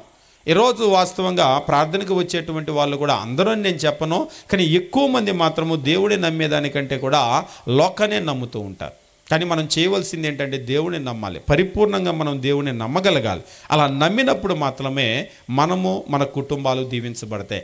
నమ్మకుండా మనం ఎంతవరకు దేవుని దగ్గరకు వచ్చినా కానీ అది అనవసరం. విశ్వాసం లేకుండా దేవునికి ఇష్టడై ఉండటం అసాధ్యం అన్నాడు. It is impossible. కాబట్టి మనం దేవుని నమ్మకపోతే దేవుడు మన యందు సంతోషం కలిగి ఉన్నాడు, మనకి ఏమి కూడా చేయడు, ఆయన వల్ల మనం ఏమి పొందలేమని చెప్పేసి అంటున్నాడు. కాబట్టి ఆశీర్వాదానికి మొట్టమొదటి విషయం ఏమిటి అంటే ట్రస్ట్ ఇన్ గాడ్. దేవుని నమ్మాలి. ఈ లోకంలో నువ్వు ఎవరిని నమ్మిన దానికంటే కూడా అత్యంత ఎక్కువగా, చాలా ఎక్కువగా నువ్వు దేవుని నమ్మాలి. ఇంకా చెప్పాలి అంటే బైబిల్లో చెప్తూ ఉంటాడు, నీ పూర్ణ హృదయము, నీ పూర్ణ మనస్సు, నీ పూర్ణ ఆత్మ. అంటే నువ్వు పూర్తిగా దేవుని నమ్మగలగాలి. ఆయన ప్రేమించు అని చెప్పేసి అన్నాడు. దాని అర్థం ఏమిటంటే ఇది పూర్తిగా నువ్వు దేవుని మీద నువ్వు ఆధారపడి ఉండాలి. అట్లా ఎప్పుడైతే నువ్వు ఆధారపడ్డావో అప్పుడు మాత్రమే నువ్వు దీవించబడతావు. ఆశీర్వాదానికి రెండవ విషయం ఏమిటి అంటే మనము కలిగి ఉండవలసినటువంటిది, ఆశీర్వాదానికి మనం ముఖ్యమైనటువంటి విషయము మన యొక్క విధేయత, ఒబీడియన్స్. నువ్వెంత నమ్మినా కానీ నీలో విధేయత కనుక లేదనుకోండి మనం ఆశీర్వదించబడం. విధేయత అనేటువంటిది చాలా ప్రాముఖ్యమైనటువంటి విషయం. ఒక్కోసారి అంటే ఎందుకు ఈ మాట నేను చెప్తున్నానంటే ఒక్కోసారి మనం దేవుణ్ణి ఎంత నమ్మినా కానీ ఎందుకు ఆయన చెప్పినట్లుగా చెయ్యం, ఆయన చెప్పినట్లుగా జీవించం. ఒక్కోసారి అసలు ఈ మెకానిజం ఎక్కడ తేడా ఉంటుందో అర్థం కాదు. చక్కగా ప్రార్థనకు వస్తారు, చెప్పినంతసేపు వింటూ ఉంటారు, దేవుడు అంటే మాకు చాలా నమ్మకం అంటారు, కానీ ఆయన చెప్పినట్టు చేయరు. అది ఎందుకో అర్థం కాదు, ఎక్కడ సమస్య ఏంటి అనేటువంటిది. కానీ ముఖ్యమైనటువంటి విషయం ఏమిటి అంటే నువ్వు ఆశీర్వాదము కావాలి నీకు అని అనుకుంటే నువ్వు కేవలం దేవుని నమ్మటం మాత్రమే కాదు, నువ్వు దేవునికి విధేయురాలుగా ఉండవలసినటువంటి అవసరం ఉంది. ఇజ్రాయేలీలు కూడా మనం గమనించినప్పుడు నిర్గమకాండము 19వ అధ్యాయం మనం గమనించినప్పుడు దేవుని వాక్యం ఈ రీతిగా తెలియజేస్తూ ఉంటాడు. నిర్గమకాండము 19వ అధ్యాయము 5వ వచనం మనం గమనించినట్లయితే దేవుని వాక్యము తెలియజేస్తూ, కాగా మీరు నా మాట శ్రద్ధగా విని నా నిబంధనను అనుసరించి నడిచినా నడవకపోయినా మీరు సమస్త జనుల్లో నాకు స్వకీయ సాంపాద్యం అగుదురు. అలా అన్నాడా? ఎందుకో మనకు అట్లనే అర్థమైద్ది. నువ్వు నేను చెప్పినట్టు విన్నా వినకపోయినా నిన్నేదో నేను గొప్పగా దీవిస్తాను అన్నట్లుగా మనకు అర్థమైద్ది. అందుకని మనం ఏం చేయమంటే ఆయన చెప్పినట్లు నడవు. కానీ నడవకుండా టీవీలు చూసుకుంటూ సీరియళ్ళు చూసుకుంటూ గుప్పుడంత మనస్సులో బ్రహ్మముడో మొన్నెవరో చెప్పారు అత్తాగోడల్లో ఇవన్నీ చూసుకుంటూ మళ్ళీ దేవుడు నన్ను ఎందుకు దీవించట్లేదు అని అడుగుతారు. దేవుడు ఏమన్నా ఈ సీరియళ్ళన్నీ క్రమంగా చూస్తే అస్సలు ఒక్క ఆబ్సెంట్ కూడా లేకుండా చూస్తే మిమ్మల్ని దీవిస్తానని చెప్పాడా? మన నిజమైనటువంటి దీవెన ఎక్కడుంది? వాస్తవంగా మనం గమనించినప్పుడు మన నిజమైనటువంటి దీవెన ఇక్కడ చెప్తూ ఉన్నాడు. ఇజ్రాయేలీలకు చెప్తూ మీరు నా మాట శ్రద్ధగా విని, ఇక్కడ విని అని కూడా చెప్పలేదు, విని అని చెప్పకుండా అంటున్నాడు శ్రద్ధగా విని అని అంటున్నాడు.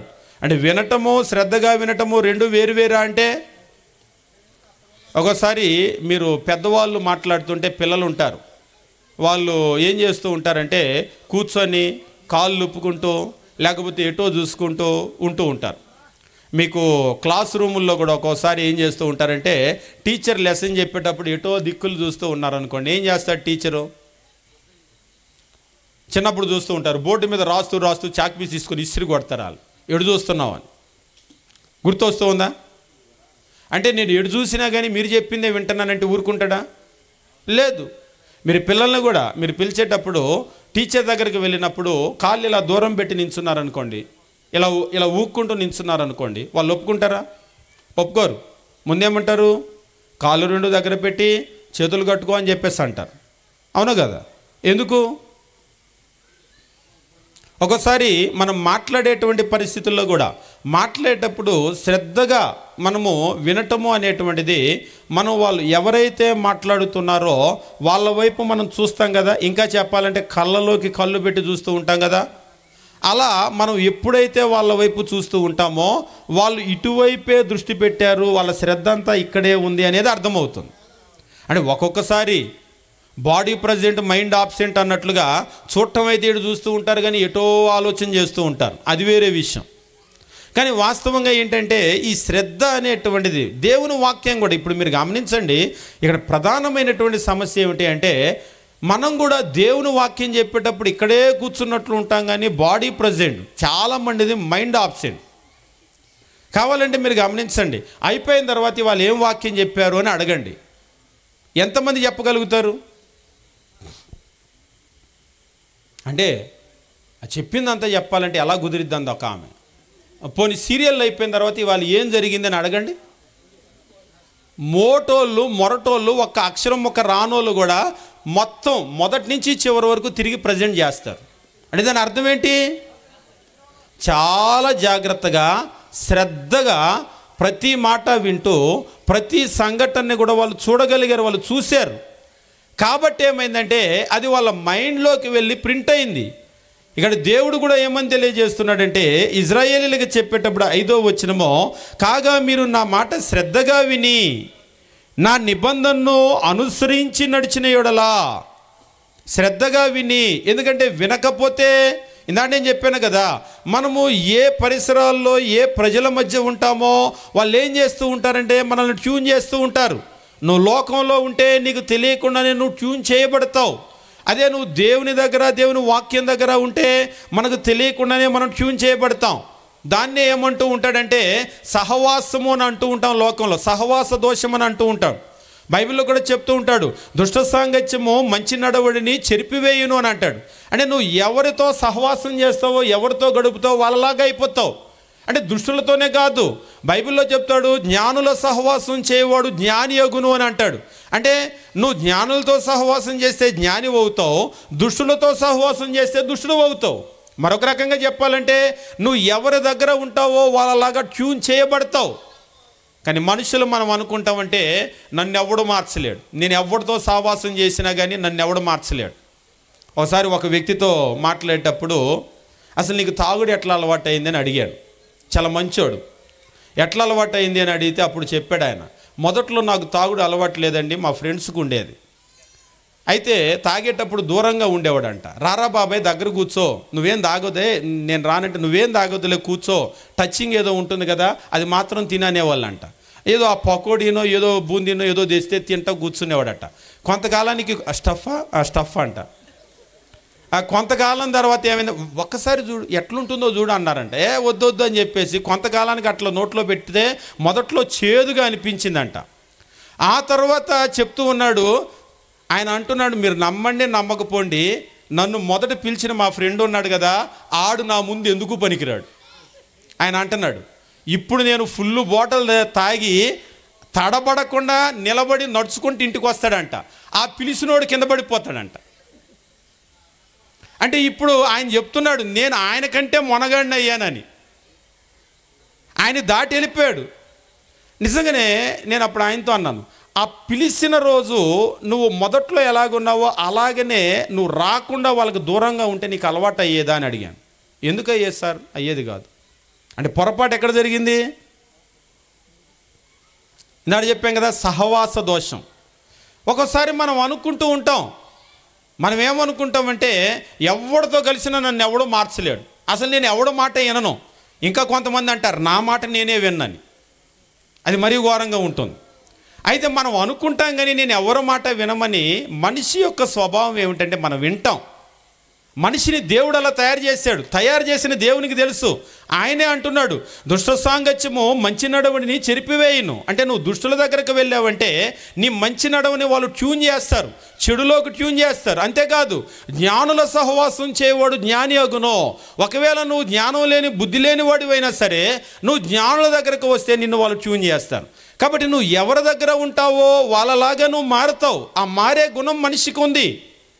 కాబట్టి ఇక్కడ దేవుని వాక్యం మనకు నేర్పించేటువంటి విషయం ఏమిటి అంటే, మనం ఏ విషయాలనైతే వింటూ ఉంటామో ఆ విషయాలను బట్టి మనం ట్యూన్ చేయబడతాం. అంటే మనం మార్చబడతాం. మన యొక్క గుణగణాలు అనేటువంటివి పూర్తిగా మార్చబడతాయి.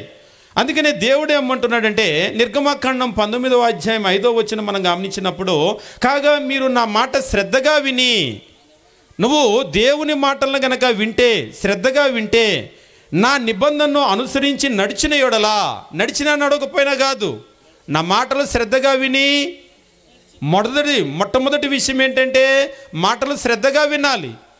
ఒక్కోసారి మనం ఏదైనా పని చేసేటప్పుడు పిల్లల్ని కొట్టుకెళ్ళి ఇత్తే అన్నారు అనుకోండి, దారిలోనే కొంతమంది మర్చిపోయి మళ్ళీ వెనక్కి వస్తారు, ఇందా నువ్వేం చెప్పావని. కొంతమంది పిల్లలు ఏం చేస్తారంటే, చిన్నపిల్లలు అందుకనే చెప్పింది నోట్లో అనుకుంటూ వెళ్తారు, మర్చిపోతారేమో అని. అందుకని ఈ తలపోటంతా ఎందుకని పెద్దోళ్ళు ఏం చేస్తారంటే కాగితం తీసుకొని రాసిస్తారు, వీడు అక్కడ దాకా వెళ్ళి మర్చిపోయి మళ్ళీ వెనక్కి వస్తాడని. అవును, మనం చెప్పేటప్పుడు శ్రద్ధగా వినాలిరా అందుకనే అంటూ ఉంటారు. నిజమే, దేవుని మాటలు మనం లోకంలో ఏ విషయమైనా సరే శ్రద్ధ లేదనుకోండి అది లోపలికే వెళ్ళదు. అసలు దేవుని మాట అయినా సరే నువ్వు కొట్టుకు వెళ్ళినా కానీ అక్కడ ఏం కొనుక్కొని రావాలనేటువంటిది నువ్వు గనక అది విని లోపలికి వెళ్ళకపోతే నువ్వు ఏం తీసుకొని వస్తావు? ఏమి తేలేవు, నువ్వేం చేయలేవు. నువ్వు అక్కడ దాకా వెళ్ళొచ్చేటువంటి నీ ప్రయాణం దండగే. ఈరోజు కూడా చాలామంది దేవుని దగ్గరకు వచ్చి వెళ్ళేటువంటి ఆ ప్రయాణం అంతా దండగే. ఎందుకంటే అసలు మనం ఏం చేయాలి అనేటువంటి ఆ విషయాలు లోపలికి వెళ్ళనివ్వటం లేదు. ఇక్కడికి వచ్చి వినని వాళ్ళు కొంతమంది, ఇక్కడికి వచ్చి నిద్రపోయే వాళ్ళు కొంతమంది, ఇక్కడ ఇంకా చాలా రకాలు ఉన్నాయి. మొత్తానికైతే లోపలికి వెళ్ళటం లేదు. అందుకనే దేవుని వాక్యం అంటున్నాడు, మీరు నా మాట శ్రద్ధగా విని నా నిబంధనను అనుసరించి నడిస్తే, ఇట్స్ ఎ కండిషనల్, అనుసరించి నడిచిన యెడల మీరు సమస్త దేశ జనుల్లో నాకు స్వకీయ సాంపాద్యం అగుదురు. శ్రద్ధగా వింటే, అనుసరించి నడిస్తే. మనకు లోకంలో ఎప్పుడు కూడా చెప్తూ ఉంటారు, కండిషన్స్ అప్లై, షరతులు వర్తిస్తాయి. ఇక్కడ కూడా షరతులు వర్తిస్తాయి. ఏమిటా షరతులు అంటే, శ్రద్ధగా వింటే, అనుసరించి నడిస్తే, అప్పుడు మీరు సమస్త దేశ జనుల్లో నాకు స్వకీయ సాంపాద్యం మగుదురు అని చెప్పేసి అంటున్నాడు. నాకు స్వకీయ సాంపాద్యం. మీరు కనుక గమనించినట్లయితే, you shall be my treasured possession, అంటే నాకు చెందినటువంటి వాళ్ళు అవుతారు. ఎప్పుడు? రెండు విషయాలు. మనము ఎప్పుడు దేవునికి చెందిన వాళ్ళం అవుతాం? టీవీ దగ్గర కూర్చొని గుప్పెడంత మనస్సు, బ్రహ్మముడి, అత్తాకోడళ్ళు ఇలాంటి సీరియళ్ళన్నీ కూడా శ్రద్ధగా చూసి ఇంకా అక్కడ చేయని ఒకే ఒక్క విషయం ఏంటి అంటే నోట్బుక్ పెట్టి సీరియల్ రాసుకోం అంతే. అక్కడ అసలు రాసుకోవాల్సిన అవసరం లేదు, ఎలాగో మర్చిపోం. సంవత్సరం క్రితం నుంచి ఇంకా చెప్పాలంటే సీరియల్ మొదలైనప్పటి నుంచి ఏం వేశారో మొత్తం గుర్తే మనకి. ఇక్కడంటే పోయిన వారం ఏం చెప్పారో గుర్తుండదు, కానీ అక్కడైతే అంతా గుర్తే. కానీ మనం ఏం చేస్తూ ఉంటామంటే ఏవి శ్రద్ధగా వినాలో అవి శ్రద్ధగా వినమో, అసలు ఏది అవసరం లేదో మొత్తం మన బుర్రంతా దాంతో నింపేసుకుంటూ ఉంటాం. ఒక రకంగా చెప్పాలంటే హ్యూమన్ బ్రెయిన్ కూడా ఒక హార్డ్ డిస్క్ లాంటిది. మీరు ఎప్పుడైనా చూడండి, చిన్నపిల్లలకి ఏ విషయాలు చెప్పినా లోపలికి వెళ్ళిపోయి గుర్తుంటాయి. చిన్నపిల్లలకే కాదు, మనకు కూడా. మీరు కావాలంటే చిన్నప్పుడు మీది ఏ ఊరు అని అడగండి, గుర్తొస్తుందా? చిన్నప్పుడు మీ ఫ్రెండ్స్ ఎవరు అని అడగండి, గుర్తొస్తుందా? చిన్నప్పుడు మీ ఫ్రెండ్ పేరు ఏంటని అడగండి, గుర్తొస్తుందా? ఇందాకడ కలిసి మాట్లాడిన ఆయన పేరేంటని అడగండి, ఆయన. అంటే మనకు మెమరీ, మన హార్డ్ డిస్క్ ఖాళీగా ఉన్నప్పుడు లోపలికి చాలా స్పీడ్గా ఎక్కేసినాయి అన్నీ. ఇక ఇప్పుడు హార్డ్ డిస్క్ నిండిపోయింది. ఒక రకంగా టీవీలు, సినిమాలు, సీరియళ్ళు, ఒకప్పుడైతే కార్తీక దీపం, ఇప్పుడైతే బ్రహ్మముడి, వీటితో నింపేశాం. మన హార్డ్ డిస్క్ నిండా ఎక్కినాయి, అవన్నీ నిండినాయి. కానీ ఇదేంటి అంటే డాటా హార్డ్ డిస్క్ నిండితే మరలా వాటన్నింటినీ కూడా డిలీట్ చేసి క్లీన్ చేసి మళ్ళీ కొత్త ఎక్కించవచ్చు. కానీ ఇక్కడ ఆ ఫెసిలిటీ లేదు. ఒకసారి లోపలికి ఎక్కినాయి అంటే మళ్ళీ బయటికి రమ్మన్నా రావు ఇకవి. అందుకని మీరు గమనించండి, మనం చాలా వృద్ధాప్యంలోకి వచ్చిన తర్వాత మనకు నిన్న మొన్నటి సంఘటనలు, రీసెంట్ సంఘటనలు జ్ఞాపకం ఉండవు. అంటే వయసు పెద్దదవుతుంది కదా అని అంటాం, కానీ చిన్నప్పుడు సంఘటనలు చచ్చిపోయేదాకా గుర్తుపెట్టుకుంటాం. అందుకనే బాల్యం అనేటువంటి దేవుడిచ్చిన గొప్ప దీవెన. ఆ బాల్యంలో గనక దేవుని మాటలను లోపలికి గనక పంపిస్తే చనిపోయే వరకు అవి మనతోనే ఉంటాయి. కానీ ఎందుకనో ఇప్పుడు పిల్లలను చాలామంది, అమ్మ మీరు నేర్పకపోతే నేర్పకపోయారు, దేవుని మాటలు సండే స్కూల్ పంపండి, మేమన్నా నేర్పుతామంటే సండే స్కూల్కి కూడా రెడీ చేసి పంపలేకపోతున్నారు. కొన్ని చోట్ల, అన్ని చోట్ల కాదు. అలాంటి పరిస్థితులు ఉన్నాయి. ఎలాగూ తల్లిదండ్రులు నేర్పట్లేదు, ఇళ్లలో కూడా నేర్పటం లేదు. పెద్దవాళ్ళు కూడా ఒకప్పుడు బైబిల్లో చదివేటప్పుడు నిజంగా తిమోతి యొక్క తల్లి కానీ, తిమోతి యొక్క అవ్వ కానీ వాళ్ళు తిమోతికి ఎంత బాగా వాక్యాన్ని నేర్పించారు. ఈవేళ పెద్దవాళ్ళు కొంతమంది ఉన్నారు, మంచి మాటలు నేర్పించే దానికంటే కూడా చెడ్డ మాటలు నేర్పేటువంటి వాళ్ళు ఉన్నారు. కాబట్టి మనం గమనించవలసినటువంటి విషయం ఏమిటి అంటే మనం ఏమి నేర్చుకుంటాం, ఎవరితో ఉంటాం అనే దాన్ని బట్టి మన జీవితం అనేటువంటిది ఉంటుంది.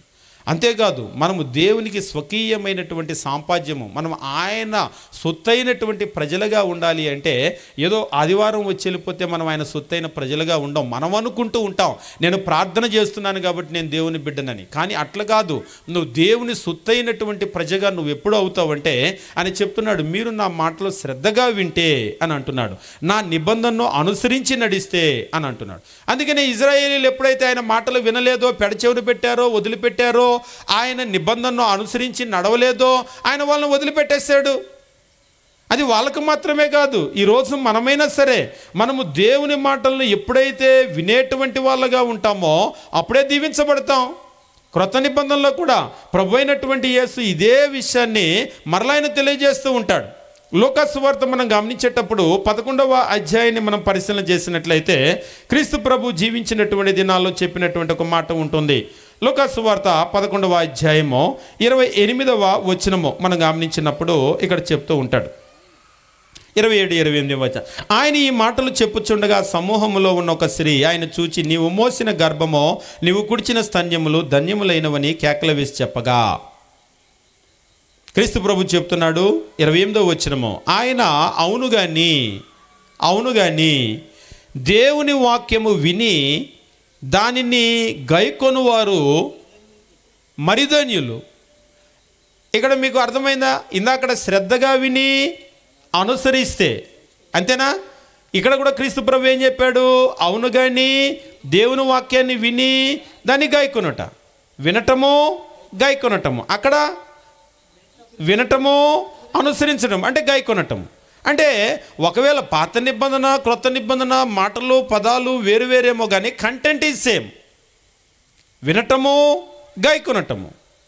ఈరోజు కూడా మనము దేవుని సొత్తైనటువంటి ప్రజలుగా ఉండాలి అంటే ఇక్కడ క్రీస్తు ప్రభు ఏమంటున్నాడే ధన్యులు అని అంటున్నాడు. ధన్యులుగా ఉండాలి అంటే, ఆశీర్వదించబడినటువంటి ఒక వ్యక్తిగా ఉండాలి అంటే మనం చేయవలసింది ఏమిటి అంటే ఆయన మాటలను వినాలి, శ్రద్ధగా వినాలి. అంతేకాదు ఆయన మాటలను గైకొనాలి. ఆయన మాటలను గైకొనాలి. ఈరోజు జరిగేటువంటి ఒక సమస్య ఏమిటి అంటే చాలామంది దేవుని దగ్గరకు వస్తూ ఉంటారు. వచ్చేటువంటి వాళ్ళలో ఎక్కువ మంది వింటారు.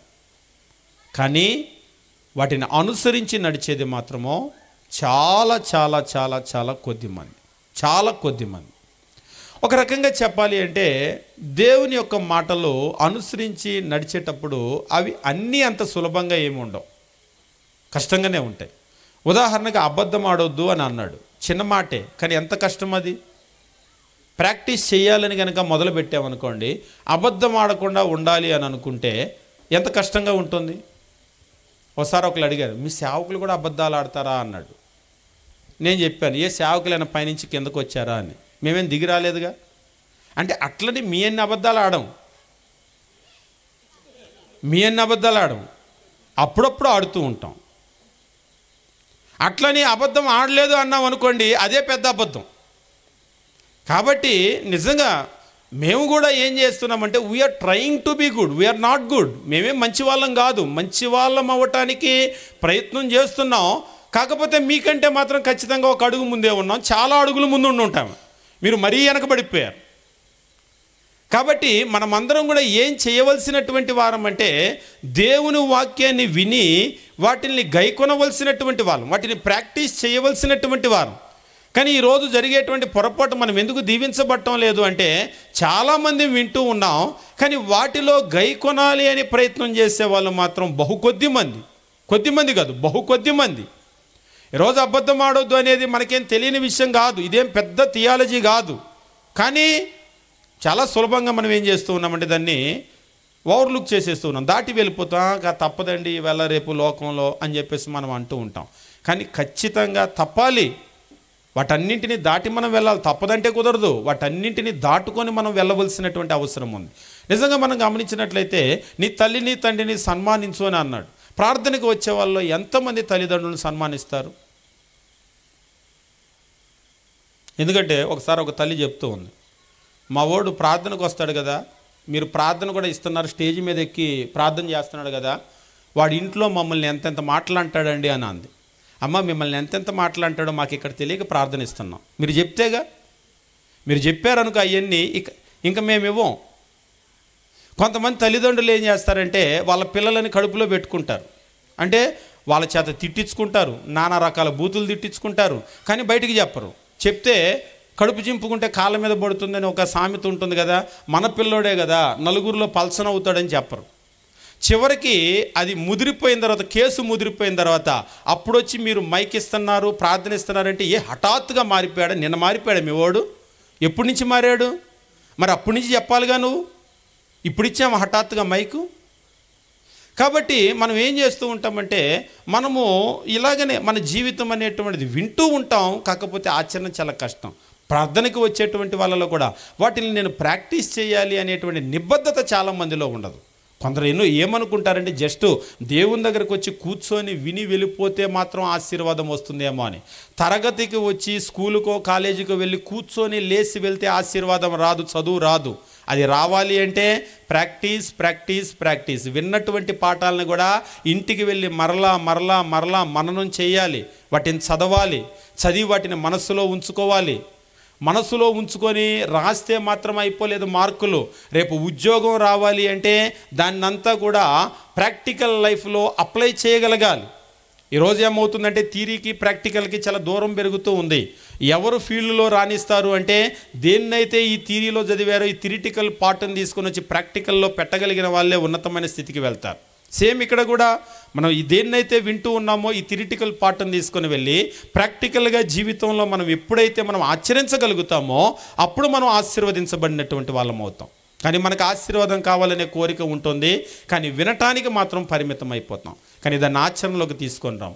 అది పాత నిబంధన కావచ్చు, క్రొత్త నిబంధన కావచ్చు. పాత నిబంధనలో వాళ్ళకి చెప్పాడు, శ్రద్ధగా విని నా నిబంధన గనక మీరు గైకొంటే అప్పుడు మీరు నాకు స్వకీయ సాంపాద్యమైనటువంటి ప్రజలు అవుతారు. ఇక్కడ క్రీస్తు ప్రభు కూడా చెప్పాడు. క్రీస్తు ప్రభు కూడా, అయ్యా మరి నువ్వు నిన్ను కన్నటువంటి గర్భము, నువ్వు కుడిచినటువంటి స్తన్యములు అవి ధన్యములు అని చెప్పేసి అంటే అది ధన్యము కానీ అవును కానీ 28వ వచనము, దేవుని వాక్యాన్ని విని దాన్ని గైకొనేవారు మరిధన్యులు. కాబట్టి మనం మరిధన్యులు అయ్యేటువంటి అవకాశం ఉంది. ఎట్లా అంటే దేవుని వాక్యాన్ని వినటమో దాన్ని గైకొనటం. కాబట్టి 2 విషయాలను మనం గమనించాం. ఆశీర్వాదం పొందాలి అంటే ఎలా అంటే, మొట్టమొదటి విషయం, ఆశీర్వాదం పొందాలి అంటే దేవునికి మనము ఇష్టడుగా ఉండాలి. అంటే ఆయన నమ్మాలి, విశ్వాసం ఉంచాలి. విశ్వాసం లేకుండా దేవునికి ఇష్టడై ఉండటం అసాధ్యం. మొట్టమొదటి బేసిక్ రూల్ ఏమిటి అంటే మనం దేవుణ్ణే కాదు, మీకు లోకంలో కూడా ఎవరితో అయినా రిలేషన్ బాగుండాలి అంటే వాళ్ళని నమ్మాలి. చెప్పకూడదని ఒక విషయం చెప్పి వెళ్తాను.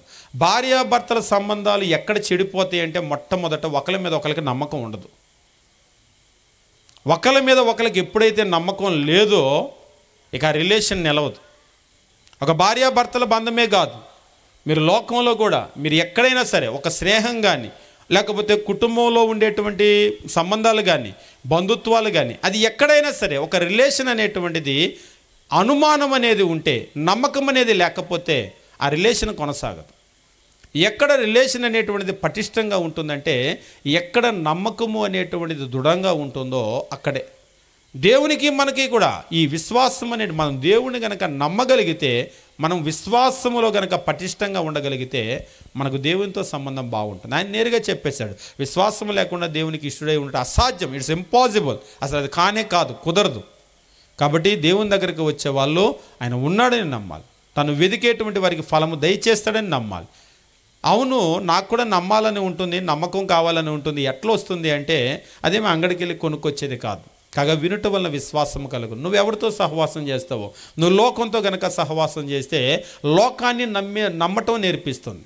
డబ్బును నమ్ము, చదువును నమ్ము, ఉద్యోగాన్ని నమ్ము, వాళ్ళని నమ్ము, వీళ్ళని నమ్ము, మినిస్టర్ని నమ్ము, నీకేదో అయ్యిద్ది అన్నట్లుగా నేర్పిస్తుంది. అది కాదు, నువ్వు దేవుని దగ్గరకు, దేవుని వాక్యం దగ్గరకు కనుక వస్తే దేవుడిని నమ్మటం నేర్పిస్తుంది, మనకి దేవుని మీద ఆధారపడటం నేర్పిస్తుంది. రెండవది మనం గమనించినటువంటి విషయం ఏమిటి అంటే, మనం దీవించబడాలి అని చెప్పేసి అంటే విధేయత అనేటువంటిది చాలా ప్రాముఖ్యం. లోబడటము లేదా ఆయన మాటలను అనుసరించటము, గైకొనటము చాలా చాలా ప్రాముఖ్యమైనటువంటి విషయం. మీరు బైబిల్లో మొదటి నుంచి చివరి వరకు చదవండి. దేవుని మాటలు అనుసరించి నడవకుండా, గైకొనకుండా దీవించబడినటువంటి ఒక్క వ్యక్తి ఉన్నాడేమో చూడండి. ఇదిగో పలానాయనండి అస్సలు దేవుని మాటలకు లోబడలేదు, ఊరికి ఆయన దగ్గరకు వచ్చి వెళ్ళినందుకు ఆయన చాలా దీవించాడు అనేటువంటి వాళ్ళు ఎవరైనా ఉన్నారేమో చూడండి. అంటే ఎందుకు ఈ మాట చెప్తున్నానంటే, లోకంలో ఇప్పుడు ఒక పెద్ద నానుడు ఉంది. అక్కడికి వెళ్తే అది జరిగింది, ఈ గుడికి వెళ్తే అది జరిగింది, ఆ ఊరికి వెళ్తే, ఆ కొండకి వెళ్తే అది జరిగింది మొక్కుకుంటే, ఇవన్నీ చూసి ఆ చర్చికి వెళ్తే అది జరిగిద్ది, ఈ చర్చికి వెళ్తే ఇది జరిగిద్ది, ఇలా మాట్లాడుతూ ఉంటారు కొంతమంది. నేను చెప్పాను, ఒకవేళ లోకంలో అయితే అది చెల్లిద్దేమో కానీ ఆ చర్చికి వెళ్తే, ఈ చర్చికి వెళ్తే, అమ్మా ఏ చర్చికి వెళ్ళినా కానీ దేవుని వాక్యం వినాల్సిందే. ఏ చర్చికి వెళ్ళినా కానీ వాళ్ళు చెప్తే వినటం మీ పని. రెండోది, విన్న తర్వాత కూడా దానికి లోబడి జీవించటం మీ పని.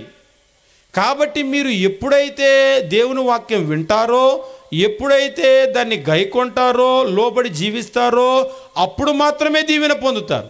అంతేగాని ఆ గుడికి వెళ్తే, ఈ గుడికి వెళ్తే, అక్కడ మొక్కుంటే ఇక్కడ మొక్కుంటే లాగా ఊరికినే వచ్చి వెళ్తే జరిగేటువంటిది మాత్రం ఏమీ లేదు. కాబట్టి ఖచ్చితంగా మనము మన కుటుంబాలు దీవించబడాలి అంటే మనం చేయవలసింది ఏమిటి అంటే, మనము దేవుని వాక్యమును లోబడాలి, దాన్ని ఆచరించి జీవించవలసినటువంటి అవసరం, విధేయత అనేటువంటిది అవసరం. మనం దీవించబడాలంటే మనము చేయవలసినటువంటి మరొక విషయాన్ని చెప్పి నేను ముగించేస్తాను. అదేమిటి అంటే, మనం దీవించబడాలి అంటే కృతజ్ఞత కలిగి ఉండటము చాలా చాలా ప్రాముఖ్యమైనటువంటి విషయం, చాలా ప్రాముఖ్యమైన విషయం. ఎందుకు అది ప్రాముఖ్యమైనటువంటి విషయమో, కృతజ్ఞత అనేటువంటిది ఎందుకు ప్రాముఖ్యమైన విషయం? లోకంలో కనుక మనం గమనించినట్లయితే, ఒక పెన్ అలా ఇస్తే జస్ట్ అలా రాసి ఇలా ఇచ్చేటప్పుడు థ్యాంక్స్ అని చెప్తారు. ఒకవేళ థ్యాంక్స్ చెప్పలేదేంటి, ఒకవేళ చెప్పలేదు అనుకోండి, మీరు ఎట్లా చూస్తారు? మీ చూపే తేడాగా ఉంటుంది. ఏంటి పెన్ను తీసుకొని ఇచ్చేస్తున్నాడు, కనీసం థ్యాంక్స్ కూడా చెప్పకుండా అన్నట్లుగా చూడమా? ఇదంతా మాట్లాడడం మన చూపులోనే ఉంటుంది. పొరపాటున అలా చూస్తే వాళ్ళకి అర్థం, ఓ థ్యాంక్స్ చెప్పలేదు కదా, థ్యాంక్స్ అండి అంటారు. ఎలా అర్థమైందంటే ఆ చూపే చెప్పేస్తుంది. నిజంగా మనము ఏదైనా ఒక చిన్న మేలు లోకంలో పొందినా వెంటనే వాళ్ళకి తిరిగి థ్యాంక్స్ చెప్తాం.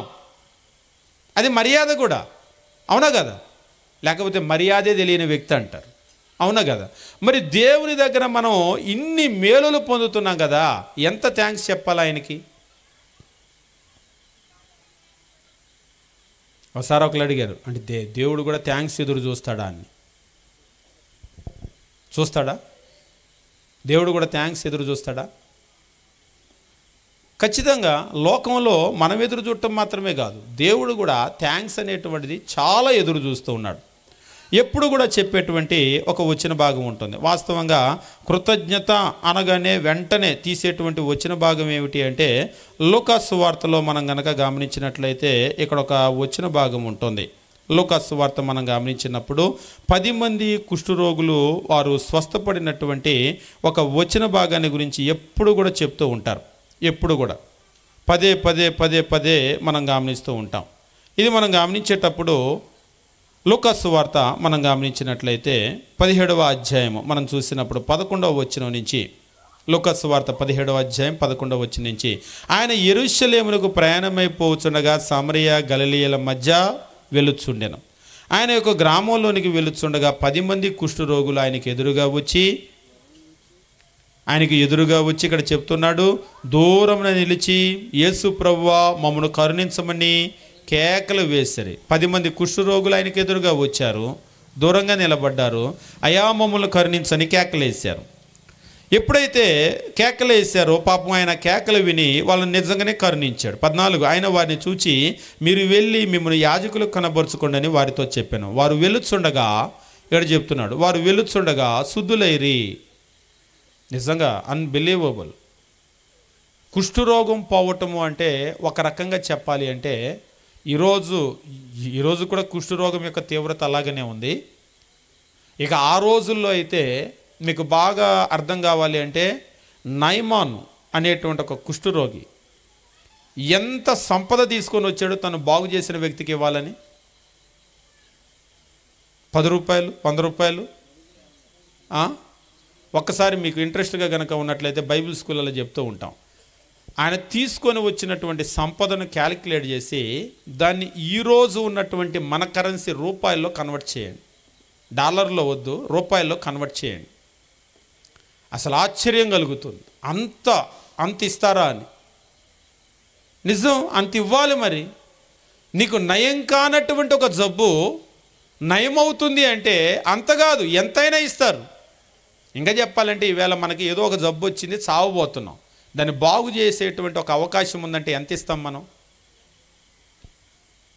ఇక నువ్వు చచ్చిపోవాలి, నీకే మందు లేదయ్యా అన్నాడు డాక్టర్. ఎవరో వచ్చి లేదు నీకు మందు ఉంది, 100% నువ్వు బ్రతుకుతావు, ఇలా బతికిన వాళ్ళు ఉన్నారు, వీళ్ళు ఉన్నారు, ఒక పెద్ద లిస్టు చెప్పి బ్రతకటానికి 100% అవకాశం ఉందంటే ఏం చేస్తాం మనం?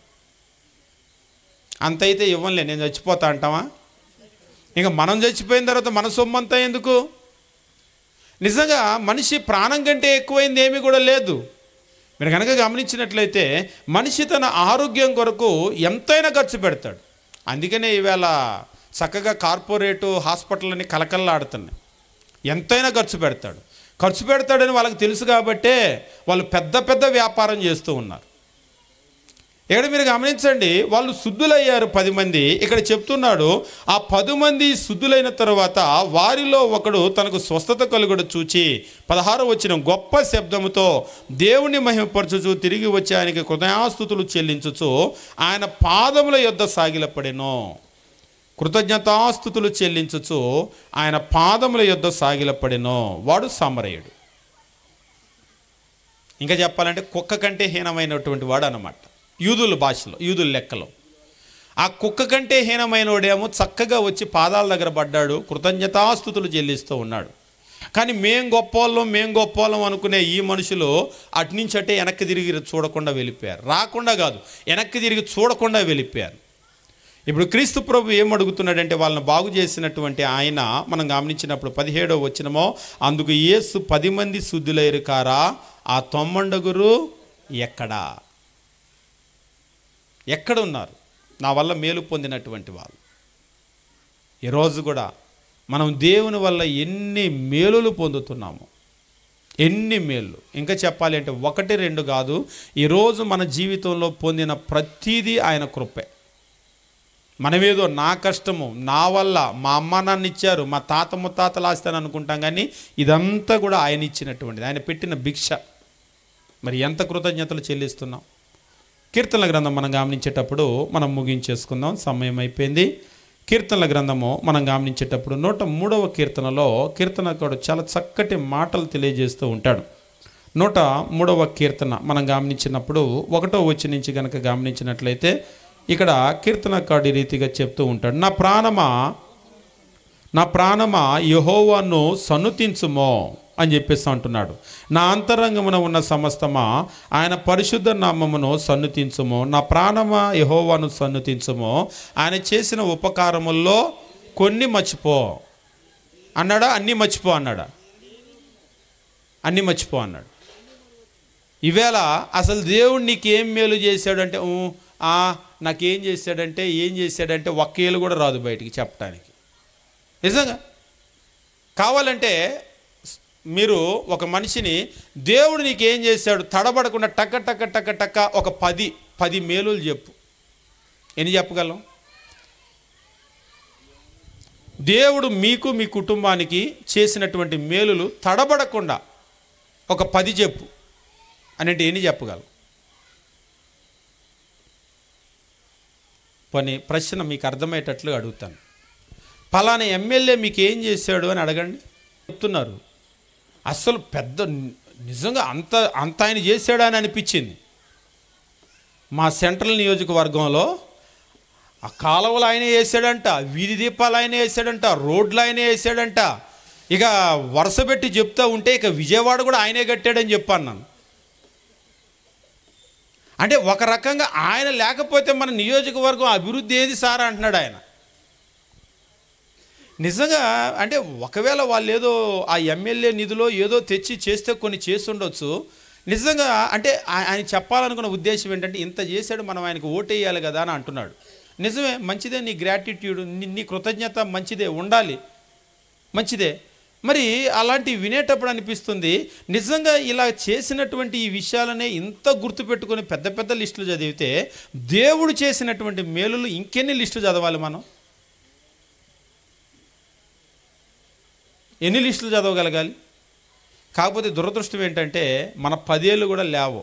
దేవుడు నీకు ఏం చేసావంటే 1, 2, 3, 4 టక్క టక్క టక్క టక్క ఒక పట్టుమని 10 చెప్పలేం మనం. కానీ ఆయన చేస్తూనే ఉంటాడు. అప్పుడప్పుడు నేను చెప్తాను, చేసినప్పుడు మాత్రం కృతజ్ఞత కూడిక పెట్టి ఇలాంటి పెద్ద సభలు పెడతామో 1 నెల 2 నెలలు వచ్చే సంవత్సరానికి ఏం చేశాడో ఈ సభే మర్చిపోతాం. ఇలాంటి సభలు పెట్టిన వాళ్ళు కూడా ఎన్ని సభలు పెట్టామో రాసుకుంటే కూడా చాలా మేళ్ళు వస్తాయి. పెట్టిన సభ పెట్టినట్టు మర్చిపోతూ ఉంటాం.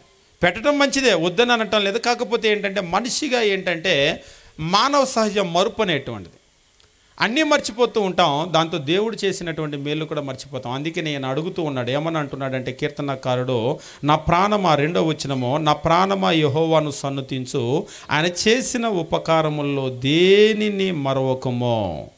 ఆయన చేసిన ఉపకారముల్లో దేనిని మరవకమో. Forget not all his benefits, forget not all his benefits. ఆయన ఏం చేశాడు దేన్ని కూడా మరవద్దు. ఒక రకంగా మనము దేవుడిని మర్చిపోకుండా ఉండాలి అంటే ఖచ్చితంగా వాటిని రాసుకోవటం అవసరం. కొంతమంది డైరీ రాస్తూ ఉంటారు. నిజంగా దేవుడు చేసినటువంటి మేళ్ళు కూడా మనం మర్చిపోకుండా ఉండాలి అంటే రాయటం ఒక మంచి అలవాటు. ఇవి రాసి అప్పుడప్పుడు మనం వెనక్కి తీసి చూస్తూ ఉంటే నిజంగా అలాంటి సందర్భంలో ఆయనే కదా మనల్ని బయటపడేశాడు, ఆయన లేకపోతే ఎలా ఉండేది. 1, 2, 3, 4 ఇలా గనక మనం చదువుతూ ఉంటే దేవుడు మనకి ఎన్ని మేలులు చేశాడని గుర్తు తెచ్చుకుంటూ ఉంటే ఆ కృతజ్ఞత అనేటువంటి భావన మనలో నుంచి పొంగి బయటకు వస్తుంది.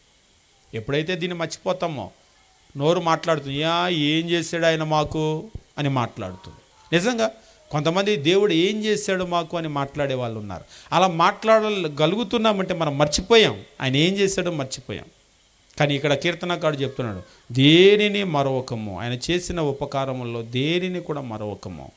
మనము దేవుని చేత దీవించబడాలి అంటే మనం ఆయన చేసినటువంటి ఉపకారాలు మర్చిపోకూడదు. చివరిగా ఒక వచనం చెప్పి నేను ముగించేస్తాను. కొరింథీయులకు రాసిన 2వ పత్రిక 9వ అధ్యాయం మనం గమనించేటప్పుడు ఇక్కడ దీవించబడటానికి కృతజ్ఞతకు ఉన్నటువంటి ఒక రిలేషన్ గురించి మాట్లాడుతూ ఉన్నాడు.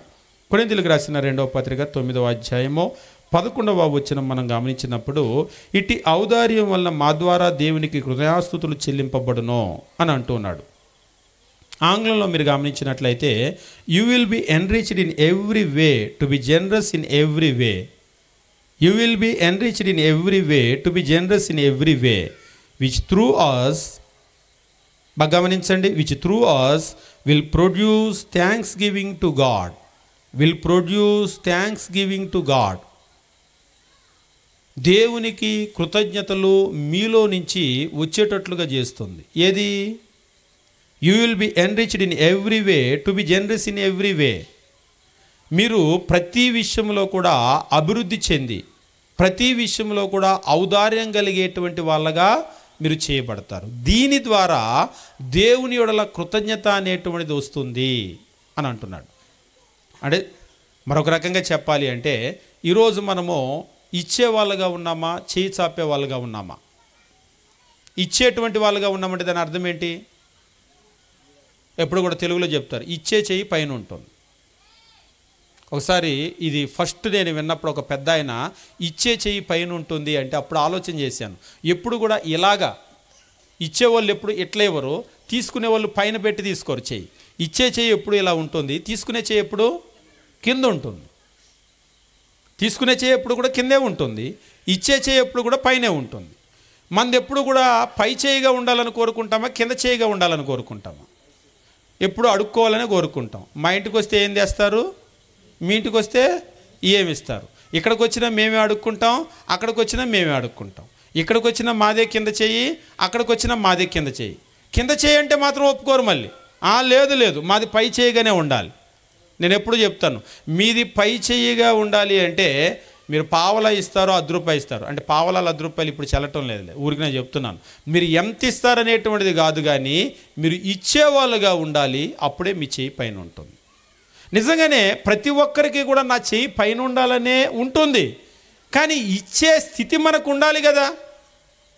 ఒకసారి ఒక ఆయన అన్నాడు, సార్ నాకు ఎప్పుడు చెయ్యి జాపాలనేటువంటి ఆలోచనే లేదు, అసలు నా చెయ్యి కింద ఉండాలని నేను ఎప్పుడూ అనుకోలేదు, ఒప్పుకోను కూడా. కానీ కరోనా వచ్చిన తర్వాత ఉద్యోగం, ఆయన ఒక ప్రైవేట్ జాబ్, ఆ జాబ్ పోయిన తర్వాత ఇంటి అద్దె కట్టడానికి ఇంటి ఓనరేమో నీ ఉద్యోగం పోయిందో ఏం పోయిందో నాకు తెలియదు, అద్దె కట్టు లేకపోతే ఖాళీ చేయన్నారంట. వాళ్ళకు కూడా ఒక కారణం ఉంది, ఈ అద్దె డబ్బులతోనే మా కుటుంబం గడవాలి, వరుసగా 3 ఇల్లులు అద్దెకి ఇచ్చుకున్నారు, ఈ అద్దె డబ్బులతోనే కదా మేము తినాలి. మరి మీరు కరోనా అని మీరు అద్దె ఇవ్వటం ఆగితే కరోనా అని మేము ఆగలేం కదా తినకుండా. ఆయన పాపం ఇక ఆ పరిస్థితిలో ఒకటేమో అద్దెలు కట్టుకోవటానికి, 2 పిల్లల పోషణ, వీటన్నింటి కొరకు ఆయన అప్పుకు వెళ్ళాడు. ఆయన మాట్లాడేటప్పుడు చెప్తున్నాడు, వాస్తవంగా చెయ్యి చాపి నా చెయ్యి కింద ఉండటం అనేటువంటిది నాకు ఇష్టమే ఉండదు, కానీ పరిస్థితులు అలా వచ్చింది.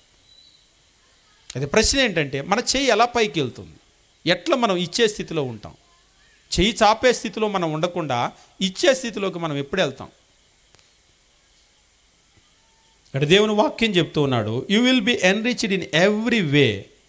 You will be enriched in every వే.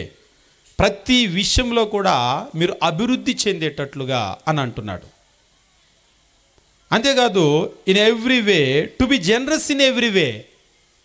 ప్రతి విషయంలో కూడా మీరు అభివృద్ధి చెంది ఔదార్యము కలిగేటువంటి వాళ్ళగా దేవుడు మిమ్మల్ని చేస్తాడు. అంటే మీ గుప్పెలు విప్పి మీరు ఇచ్చేటువంటి స్థితిలో మీ చెయ్యి, మన భాషలో చెప్పాలంటే మీ చెయ్యి పైన ఉండేటట్లుగా దేవుడు చేస్తాడు. నిజమే, దేవుడు ఆకాశం నుంచి వర్షాన్ని ఇచ్చి తగినటువంటి ఋతువులను ఇస్తే మనకు పంట పండుతుంది, ఆ పంట మనకు వస్తుంది, మనం ఒకరికి ఇవ్వగలుగుతాం. లేదా దేవుడు నీకు ఉద్యోగాన్ని ఇచ్చి నీకేదో జీతమో లేకపోతే వ్యాపారమో లేకపోతే ఏదో సంపదో ఏదో ఇస్తే నువ్వు నీ గుప్పెలు విప్పి ఎవరికైనా ఇవ్వగలుగుతావు. దేవుడు దాన్ని నీకు ఇవ్వకపోతే నువ్వేం చేయలేవు. నిజమేమిటి అంటే ఈరోజు నేను నా కష్టం అనుకుంటాం, కానీ దేవుడు ఇవ్వాలి. మనం చెయ్యి చాపకుండా మన చెయ్యి పైకి రావాలంటే అది దేవుడు ఇవ్వాలి. అయితే దేవుడు నిన్ను ప్రతి విషయంలో దీవించి ఔదార్యం కలిగినటువంటి వాళ్ళగా నిన్ను చేసినప్పుడు ఇక్కడ చెప్తూ ఉన్నాడు. ఏమంటున్నాడంటే ఇక్కడ మనం గమనించినప్పుడు through us will produce thanksgiving to God. ఎప్పుడైతే నిన్ను దీవించి ఔదార్యం కలిగినటువంటి వానిగా చేశాడో దానిలో నుంచి మా ద్వారా దేవునికి కృతజ్ఞతలు చెల్లించటము అనేటువంటిది రావాలి. అంటే కృతజ్ఞత చెల్లించేటువంటి మనస్సు రావాలి దేవుడు నీకు ఆ స్థితి ఇచ్చినప్పుడు. దేవుడు నిన్ను ఎప్పుడైతే దీవించాడో, నీ చేయి పైనుంచాడో, నీకు కృతజ్ఞతలు చెల్లించే మనస్సు రావాలి. నీకు ఎప్పుడైతే కృతజ్ఞతలు చెల్లించే మనస్సు ఉందో దేవుడు నిన్ను దీవించి నీ చేయి పైన ఉంచుతాడు. నువ్వు నలుగురికి ఇచ్చేవాళ్ళగా ఉంటావు. పాత నిబంధనలో దాన్ని అంటాడు, నువ్వు తలగా ఉందువు కానీ తోకగా ఉండవు అని చెప్పేసి అంటాడు. నువ్వు ఇచ్చేవాడిగా ఉంటావు కానీ నువ్వు తీసుకునేవాడిగా ఉండవు. ఎప్పుడంటే నువ్వు దేవుని యెడల కృతజ్ఞత కలిగి ఉంటే. అదే కృతజ్ఞత లేకపోతే నీ చెయ్యి ఎప్పుడు కింద ఎట్లా ఉంచుతాడు. మనం ఎప్పుడైనా సరే మన చెయ్యి చాపే స్థితిలో ఉన్నాము అంటే దాని అర్థం ఏమిటి అంటే మనం దేవుని యెడల కృతజ్ఞత కలిగి లేం. కృతజ్ఞత గనక కలిగి ఉన్నామంటే మన చేతిని ఎట్లా తిప్పుతాడు ఆయన. మీరైనా గమనించండి, మీకు ఎవరైనా సరే కృతజ్ఞత కలిగి ఉంటే మీరు మరలా ఇస్తారు, వాళ్ళకి ఇస్తారు. కృతజ్ఞత లేనటువంటి వ్యక్తికి మనం ఏమి ఇవ్వం, వాళ్ళక అసలు ఇవ్వకూడదని అంటాం. దేవుడు కూడా అలాగనే ఆయన కృతజ్ఞత ఎదురు చూస్తున్నాడు. క్రీస్తు ప్రభు నేరుగా అడిగాడు, ఆ 90 ఎక్కడా అని అడిగాడు ఆయన. కాబట్టి ఈరోజు మనం ఎన్నో మేలు, నిజంగా కీర్తనకారుడు చెప్పినట్లుగా నా ప్రాణమా యెహోవాను సన్నతించు, ఆయన చేసిన ఉపకారముల్లో దేనిని మరవకము. ఎన్ని మేలులు చేశాడు. నిజంగా ఆ మేలులన్నీ కూడా మనం జ్ఞాపకం చేసుకుని కృతజ్ఞత కలిగి ఉంటే మన చెయ్యి ఇలాగా పైన ఉండేటువంటి చెయ్యిగా ఆయన దీవిస్తాడు ప్రతి విషయంలో. కాబట్టి దేవుని మనల్ని దీవించాలి అంటే మనం ఆయన యెడల కృతజ్ఞత కలిగి ఉండాలి. ఎంత కృతజ్ఞత కలిగి ఉంటామో అంత ఆయన దీవిస్తాడు మనల్ని. కృతజ్ఞత లేనటువంటి వాళ్ళని దీవించడు. కాబట్టి ఈరోజు మనము మన కుటుంబాలు దీవించబడాలి అంటే బైబిల్లో ఎన్నో మార్గాలు చెప్పాడు. ఎట్లా మనం దీవించబడతాం. ఎప్పుడైతే మనం ఆ మార్గంలో ముందుకు వెళ్తామో అప్పుడు మనం దీవించబడతాం. మొట్టమొదటి విషయం మనం గమనించవలసింది ఏంటంటే బేసిక్ రూల్, మొట్టమొదటి మూల సూత్రం ఏమిటి అంటే దేవుని నమ్మాలి మనం. రెండవది మనము విధేయత చూపించాలి, లోబడాలి. మూడవది ఏమిటి అంటే కృతజ్ఞత కలిగి ఉండాలి, గ్రాటిట్యూడ్, థ్యాంక్స్ గివింగ్. ఎప్పుడు కూడా కృతజ్ఞత కలిగి ఉండాలి. అంతేగాని 4 రోజులకు మర్చిపోవటం కాదు, ఎప్పుడు కూడా మర్చిపోకూడదు. ఆయన చేసిన ఉపకారముల్లో దేనిని మర్చిపోకూడదు. ఆయన కృతజ్ఞతలు చెల్లించే బిడ్డలుగా ఉండాలి. అలా ఉందాం. దేవుడు మనల్ని, మన కుటుంబాలను రాబోయేటువంటి రోజుల్లో మరింతగా దీవించాలని కోరుకుంటూ మీ అందరికీ వందనాలు తెలియజేస్తూ ముగిస్తూ ఉన్నాం.